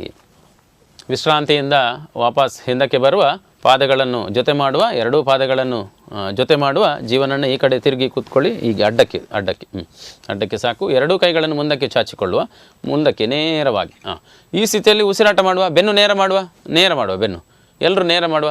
ಉಸಿರಾಟ ಮಾಡುವ. ಪೂರಕ, ರೇಚಕ, ಪೂರಕ, ರೇಚಕ, ಪೂರಕ, ರೇಚಕ. ಈಗ ಬೆನ್ನನ್ನು ಸ್ವಲ್ಪ ಹಿಂದಕ್ಕೆ ಬಾಗಿಸುವ, ಮೇರುದಂಡ. ಈ ಸ್ಥಿತಿಯಲ್ಲಿ ಉಸಿರಾಟ ಮಾಡುವ. ಪೂರಕ, ರೇಚಕ, ಪೂರಕ, ರೇಚಕ, ಪೂರಕ, ರೇಚಕ. ಕೈಗಳನ್ನು ಅಗಲ ಮಾಡುವ. ಕೈಗಳನ್ನೆರಡು ಅಗಲ ಮಾಡುವ. ಎರಡೂ ಕಾಲುಗಳನ್ನು ಸ್ವಲ್ಪ ಮೇಲಕ್ಕೆ ಎತ್ತಿಕೊಳ್ಳುವ. ಈ ಸ್ಥಿತಿಯಲ್ಲಿ ಹಾಗೆಯೇ ಹೋಗಿ ಬೆನ್ನಿನ ಮೇಲೆ ಮಲಗಿಕೊಳ್ಳುವ. ಬೆನ್ನಿನ ಮೇಲೆ ನಿಧಾನವಾಗಿ ಮಲಗಿಕೊಳ್ಳುವ. ಅಕ್ಕ, ನೀವು ತಿರುಗಿ ಈ ಕಡೆಗೆ ಮಲಗಿಕೊಳ್ಳಿ. ತಿರುಗಿ ಮಲಗಿಕೊಳ್ಳಿ. ಜಠರ ಪರಿವರ್ತನಾಸನ ಅಥವಾ ಮರ್ಕಟಾಸನ ಯಾವ ರೀತಿ ಮಾಡೋದು ಅಂತ ತಿಳಿದುಕೊಳ್ಳುವ. ಎರಡೂ ಕೈಗಳನ್ನು ಅಗಲ ಮಾಡಿಕೊಳ್ಳುವ. ಅಕ್ಕಪಕ್ಕದಲ್ಲಿ ಪೂರ್ಣ ನೇರವಾಗಿರ್ತದೆ. ಎರಡೂ ಕೈಗಳು ನೇರವಾಗಿ ನೆಲದ ಮೇಲೆ ಇರ್ತದೆ. ಒಮ್ಮೆ ನೋಡುವ, ಅನಂತರ ಮಾಡಲಿಕ್ಕೆ ಪ್ರಯತ್ನ ಮಾಡುವ. ಈಗ ಕಾಲಿನ ಮಂಡಿಗಳನ್ನು ಮಡಚದೆ ಸೊಂಟದಿಂದಲೇ ಎರಡೂ ಕಾಲುಗಳನ್ನು ನೇರವಾಗಿ ಮೇಲಕ್ಕೆ ಎತ್ತಿಕೊಳ್ಳುವಂಥದ್ದು. ನೋಡಿ, ಮಂಡಿ ನೇರವಾಗಿದೆ, ಕಾಲಿನ ಮಂಡಿ ನೇರವಾಗಿದೆ. ಇಲ್ಲಿಂದ ನಿಧಾನವಾಗಿ ಕಾಲನ್ನು ಬಲಭಾಗಕ್ಕೆ ನಮ್ಮ ಬಲಭಾಗಕ್ಕೆ ತಿರುಗಿಸಿ ನಮ್ಮ ಬಲ ಹಸ್ತಕ್ಕೆ ತಾಗಿಸುವ ಹಾಗೆ ಹತ್ತಿರ ಇನ್ನೂ ಹತ್ತಿರ ತರುವ. ಕಾಲುಗಳನ್ನು ಹಸ್ತಕ್ಕೆ ತಾಗಿಸುವ. ಸಾಧ್ಯವಾದಷ್ಟು ಕಾಲನ್ನೇ ಮೇಲಕ್ಕೆ ಕೊಂಡೋಗಲಿಕ್ಕೆ ಪ್ರಯತ್ನ ಮಾಡುವ. ಎಷ್ಟು ಸಾಧ್ಯ ಆಗ್ತದೆ ಅಷ್ಟು ತಾಗಿಸಲಿಕ್ಕೆ ಪ್ರಯತ್ನ ಮಾಡುವ. ನಮ್ಮ ಎರಡೂ ಕಾಲುಗಳನ್ನು ಹಸ್ತಕ್ಕೆ ತಾಗಿಸಲು ಪ್ರಯತ್ನ ಮಾಡುವ. ಈ ಆಸನದಿಂದ ಆಗುವಂಥ ಪ್ರಯೋಜನಗಳ ಬಗ್ಗೆ ತಿಳಿದುಕೊಳ್ಳುವ. ಜಠರ ಪರಿವರ್ತಾಸನ. ಈ ಆಸನವು ಬೊಜ್ಜನ್ನು ಕರಗಿಸುತ್ತದೆ. ಯಕೃತ್, ಮೇದೋಜಿರಕಾಂಗ, ಪ್ಯಾಂಕ್ರಿಯಾಸ್ ಗ್ಲ್ಯಾಂಡ್ಗಳ ಕುಗ್ಗುವಿಕೆಯನ್ನು ಹೋಗಲಾಡಿಸುತ್ತದೆ. ಕರುಳು ಬೇನೆಯನ್ನು ಹೋಗಲಾಡಿಸುತ್ತದೆ ಹಾಗೂ ಕೆಳಬೆನ್ನಿನ ನೋವು, ಉಳುಕುಗಳನ್ನು ನಿವಾರಿಸುತ್ತದೆ. ಉಸಿರು ತುಂಬಿಸಿಕೊಳ್ಳುತ್ತಾ ಎರಡೂ ಕಾಲುಗಳನ್ನು ಮೇಲಕ್ಕೆತ್ತಿಕೊಳ್ಳುವ. ಉಸಿರು ಖಾಲಿ ಮಾಡುತ್ತಾ ಇನ್ನೊಂದು ಬದಿಗೆ ಇನ್ನೊಂದು ಹಸ್ತದ ಮೇಲೆ ಎರಡೂ ಕಾಲುಗಳನ್ನು ತಾಗಿಸಲು ಪ್ರಯತ್ನಿಸುವ. ಕಾಲಿನ ಮಂಡಿ ನೇರವಾಗಿರಲಿ. ಸಾಧ್ಯವಾದಷ್ಟು ಬೆನ್ನನ್ನು ನೆಲದ ಕಡೆಗೆ ಒತ್ತಲಿಕ್ಕೆ ಪ್ರಯತ್ನವನ್ನು ಮಾಡುವ. ಈ ಸ್ಥಿತಿಯಲ್ಲಿ ಸುಮ್ಮನೆ ಕೂತ್ಕೊಳ್ಳಿಕ್ಕಿಲ್ಲ, ಉಸಿರಾಟ ಮಾಡಲಿಕ್ಕೆ ಇರ್ತೇವೆ. ಪೂರಕ, ರೇಚಕ, ದೀರ್ಘವಾಗಿ ಮಾಡುವ. ಪೂರಕ, ರೇಚಕ, ಪೂರಕ, ರೇಚಕ. ಈಗ ಮತ್ತೊಮ್ಮೆ ಉಸಿರು ತುಂಬಿಸಿಕೊಳ್ಳುತ್ತಾ ಎರಡೂ ಕಾಲುಗಳನ್ನು ಮೇಲಕ್ಕೆ ಎತ್ತಿಕೊಳ್ಳುವ. ಉಸಿರು ಖಾಲಿ ಮಾಡುತ್ತಾ ನಿಧಾನವಾಗಿ ಎರಡೂ ಕಾಲುಗಳನ್ನು ಇಳಿಸಿಕೊಳ್ಳುವ. ಈಗ ಕೈಗಳನ್ನು ಹತ್ತಿರಕ್ಕೆ ತರುವ, ವಿಶ್ರಾಂತಿಯನ್ನಾಗಿ ಮಾಡುವ. ನೇರವಾಗಿ ಅಮೃತಾಸನಕ್ಕೆ ಹೋಗುವ. ಅದಕ್ಕಿಂತ ಮುಂಚೆ ಕೆಲವೊಂದು ಕ್ರಿಯಾತ್ಮಕ ಚಾಲನೆಗಳನ್ನು ಮಾಡುವ. ಈ ಹಿಂದೆ ಕೂಡ ನಾವು ಈ ಚಾಲನೆಗಳನ್ನು ಮಾಡಿಕೊಂಡಿದ್ದೇವೆ. ಜೀವನನ್ನು ನೀವು ಈ ಕಡೆ ತಿರುಗಿ ಮಲಗಿಕೊಳ್ಳಿ, ಉದ್ದಕ್ಕೆ. ಎರಡೂ ಪಾದಗಳನ್ನು ಜೊತೆ ಮಾಡಿಕೊಳ್ಳುವ. ನೇರವಾಗಿ ಬಟ್ಟೆಯ ಒಳಗೆ ಮಲಗಿಕೊಳ್ಳುವ.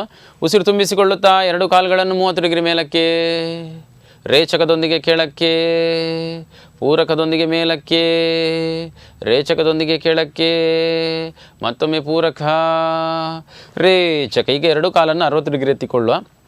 ಗಮನಿಸಿಕೊಳ್ಳುವ, ಉಸಿರು ಖಾಲಿ ಮಾಡಿ ಕೆಳಕ್ಕೆ ಹಾಕುವಾಗ ಹಿಮ್ಮಡಿಯನ್ನು ಒಮ್ಮೆಲೆ ನೆಲಕ್ಕೆ ಹಾಕಿದರೆ ಹಿಮ್ಮಡಿಗೆ ಮತ್ತು ನೆಲಕ್ಕೆ ಎರಡಕ್ಕೂ ಪೆಟ್ಟಾಗ್ತದೆ. ಆದ್ದರಿಂದ ಅದು ಆಗದ ಹಾಗೆ ಮೆಲ್ಲಕ್ಕೆ ಹಾಕಿಕೊಳ್ಳಿಕ್ಕೆ ಪ್ರಯತ್ನ ಮಾಡುವ.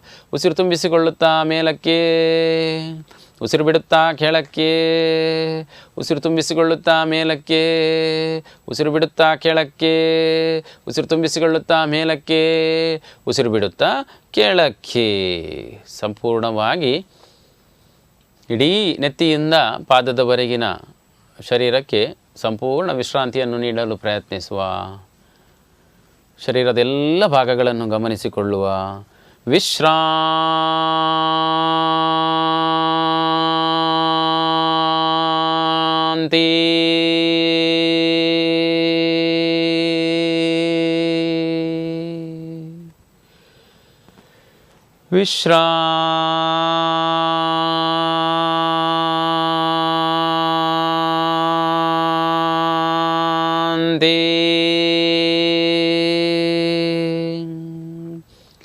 ನೆತ್ತಿಯಿಂದ ಪಾದದವರೆಗಿನ ಶರೀರದ ಎಲ್ಲ ಭಾಗಗಳನ್ನು ಸೂಕ್ಷ್ಮವಾಗಿ ಗಮನಿಸುತ್ತಾ ಈ ಹಗುರವಾಗಿ ಕೇಳಿ ಬರುತ್ತಿರುವಂಥ ಸಂಗೀತವನ್ನು ಆಲಿಸಿಕೊಳ್ಳುತ್ತಾ ಇಡೀ ಶರೀರಕ್ಕೆ ವಿಶ್ರಾಂತಿ ನೀಡುವ.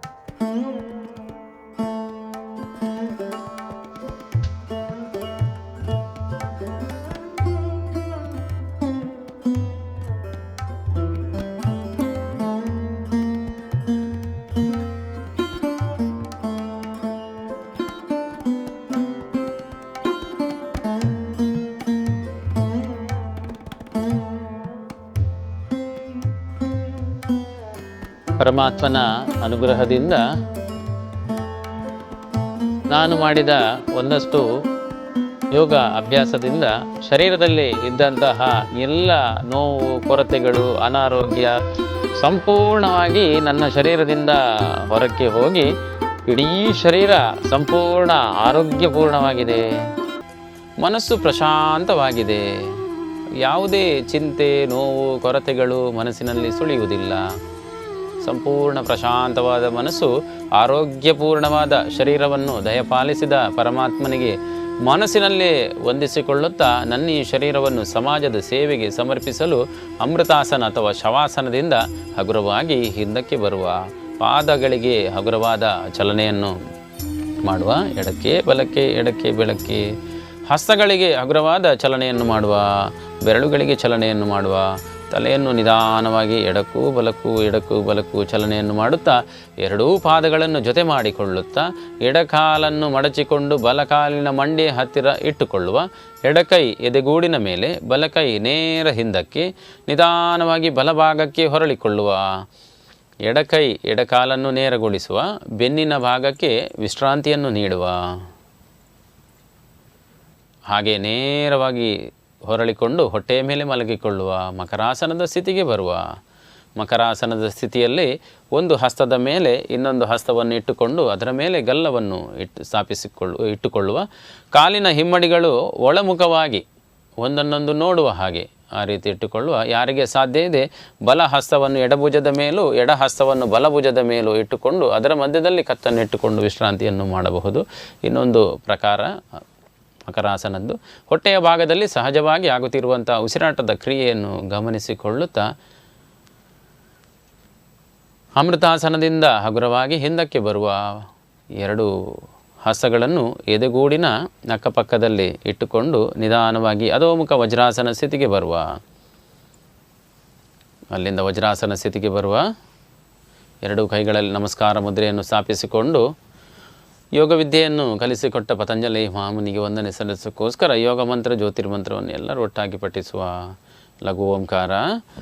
ಓಂ ಯೋಗೇನ ಚಿತ್ತಸ್ಯ ಪದೇನ ವಾಚಾಂ ಮಲಂ ಶರೀರಸ್ಯ ಚ ವೈದ್ಯಕೇನ ಯೋಪಾಕರೋತಂ ಪ್ರವರಂ ಮುನೀನಾಂ ಪತಂಜಲಿಂ ಪ್ರಾಂಜಲಿರಾನತೋಸ್ಮಿ. ಆಬಾಹುಪುರುಷಾಕಾರಂ ಶಂಖಚಕ್ರಾಸಿಧಾರಿಣಂ ಸಹಸ್ರಶಿರಸಂ ಶ್ವೇತಂ ಪ್ರಣಮಾಮಿ ಪತಂಜಲಿಂ. ಓಂ ಅಸತೋ ಮಾ ಸದ್ಗಮಯ ತಮಸೋ ಮಾ ಜ್ಯೋತಿರ್ಗಮಯ ಮೃತ್ಯೋರ್ಮಾ ಅಮೃತಂಗಮಯ. ಓಂ ಶಾಂತಿ ಶಾಂತಿ ಶಾಂತಿ. ಶಿರವಾಗಿ ಮನೆ ದೇವರಿಗೆ, ಕ್ಷೇತ್ರ ದೇವರಿಗೆ, ಇಷ್ಟ ದೇವರಿಗೆ, ಮಾತಾಪಿತೃಗಳಿಗೆ, ಗುರು ಹಿರಿಯರಿಗೆ ವಂದಿಸುತ್ತಾ ಎರಡೂ ಹಸ್ತಗಳನ್ನು ಕಣ್ಣುಗುಡ್ಡೆಗಳ ಮೇಲೆ ಸ್ಥಾಪಿಸಿಕೊಂಡು ಹಾಗೇ ಮೇಲಕ್ಕೆ ಬರುವ, ಅಲ್ಲಿಂದಲೇ ಕಣ್ಣುಗಳಿಗೆ ಹಗುರವಾದ ಚಲನೆಯನ್ನು ನೀಡುವ, ಎಡಕ್ಕೆ ಬಲಕ್ಕೆ ಎಡಕ್ಕೆ ಬಲಕ್ಕೆ ಮೇಲಕ್ಕೆ ಕೆಳಕ್ಕೆ ಮೇಲಕ್ಕೆ ಕೆಳಕ್ಕೆ ವೃತ್ತಾಕಾರವಾಗಿ 2 ಬಾರಿ, ಅಪ್ರದಕ್ಷಿಣಾಕಾರವಾಗಿ 2 ಬಾರಿ ಕಣ್ಣುಗಳನ್ನು ತಿರುಗಿಸುತ್ತಾ ಹೊರಗಿನ ಬೆಳಕಿಗೆ ಕಣ್ಣುಗಳನ್ನು ಹೊಂದಿಸಿಕೊಳ್ಳುತ್ತಾ ಕರದಲ್ಲಿರುವ ತ್ರಿಶಕ್ತಿಗಳನ್ನು ವಂದಿಸುವ. ಕರಾಗ್ರೇ ವಸತೆ ಲಕ್ಷ್ಮೀ, ಕರ ಮಧ್ಯೆ ಸರಸ್ವತಿ, ಕರಮೂಲೆ ಸಿತಾ ಗೌರಿ, ಪ್ರಭಾತೆ ಕರದರ್ಶನಂ. ಹರಿ ಓಂ. ಎಲ್ರಿಗೂ ವಂದನೆಗಳು. ಬಂಧುಗಳೇ, ಇವತ್ತು ನೀವು ಅಭ್ಯಾಸ ಮಾಡಿದ್ದು 10ನೇ ದಿನದ ಆ ತರಗತಿಯ ಅಭ್ಯಾಸ. ಈ ಅಭ್ಯಾಸ ಮಾಡಿದಾಗ ನಿಮಗೆ ಯಮ ಅಂದ್ರೇನು, ನಿಯಮ ಅಂದ್ರೇನು, ನಮ್ಗೆ ಮೊದಲೇ ಯೋಚನೆ ಮಾಡ್ತೇವೆ ಅಂದರೆ ಯೋಗ ಅಂದರೆ ಆಸನ. ಆದರೆ ಆಸನದ ಮುಂದೆ ಈ 2 ಮೆಟ್ಟಿಲಿದೆ ಅಂತ ನಿಮಗೆ ಇವತ್ತು ಸ್ಪಷ್ಟವಾಗಿ ಅದರ ಮಾಹಿತಿ ಸಿಕ್ಕಿತು. ಚೆನ್ನಾಗಿ ಅದರ ಮಾಹಿತಿಯನ್ನು ತಮ್ಮ ಜೀವನದಲ್ಲಿ ಕೂಡ ಅಳಿಸ್ಕೊಳ್ಳಿ. ಅದರ ಜೊತೆಗೆ ಆ ಪ್ರತಿಯೊಂದು ವಿಷಯಗಳನ್ನು ಕೂಡ ನಮಗೆ ದೈನಂದಿನ ತಮ್ಮ ಎಲ್ಲ ಚಟುವಟಿಕೆಗಳಲ್ಲಿ ಉಪಯೋಗಿಸ್ಕೊಳ್ಳಿ ಎನ್ನುವಂಥ ವಿನಂತಿಯನ್ನು ಮಾಡುತ್ತಾ, ಈ ಅವಧಿ ನಡೆಸಿಕೊಟ್ಟಂತಹ ಶ್ರೀಯುತ ಹರೀಶ್ ಅಣ್ಣ ಹಾಗೂ ಅವರಿಗೆ ಪೂರ್ಣ ಪ್ರಮಾಣದಲ್ಲಿ ಸಹಕಾರ ಮಾಡಿದಂತಹ ಜೀವನಣ್ಣ ಮತ್ತು ಪವಿತ್ರಕ್ಕ ಇವರು ಕೂಡ ವಂದನೆಗಳನ್ನು ಸಲ್ಲಿಸಿದ ಈ ಅವಧಿಯನ್ನು ಭಾರತ ಮಾತೆಯ ಪಾದಚರಣೆಗೆ ಸಮರ್ಪಣೆ ಮಾಡ್ತಾ ಇದ್ದೇವೆ. ಹಾಗೆ ನಮ್ಮೊಟ್ಟಿಗೆ ಅಭ್ಯಾಸ ಮಾಡಿದ ತಮಗೂ ವಂದನೆಗಳನ್ನು ಸಲ್ಲಿಸುತ್ತಾ, ಮುಂದಿನ 11ನೇ ದಿನದ ತರಗತಿಯ ನಿರೀಕ್ಷೆಗಾಗಿ ನೀವಿದ್ದೀರಿ, ತಯಾರಿ ನಾವು ಮಾಡ್ತಾ ಇದ್ದೇವೆ. ಮತ್ತೊಮ್ಮೆ 11ನೇ ದಿನದ ಅವಧಿಗೆ ಭೇಟಿಯಾಗೋಣ. ವಂದನೆಗಳು.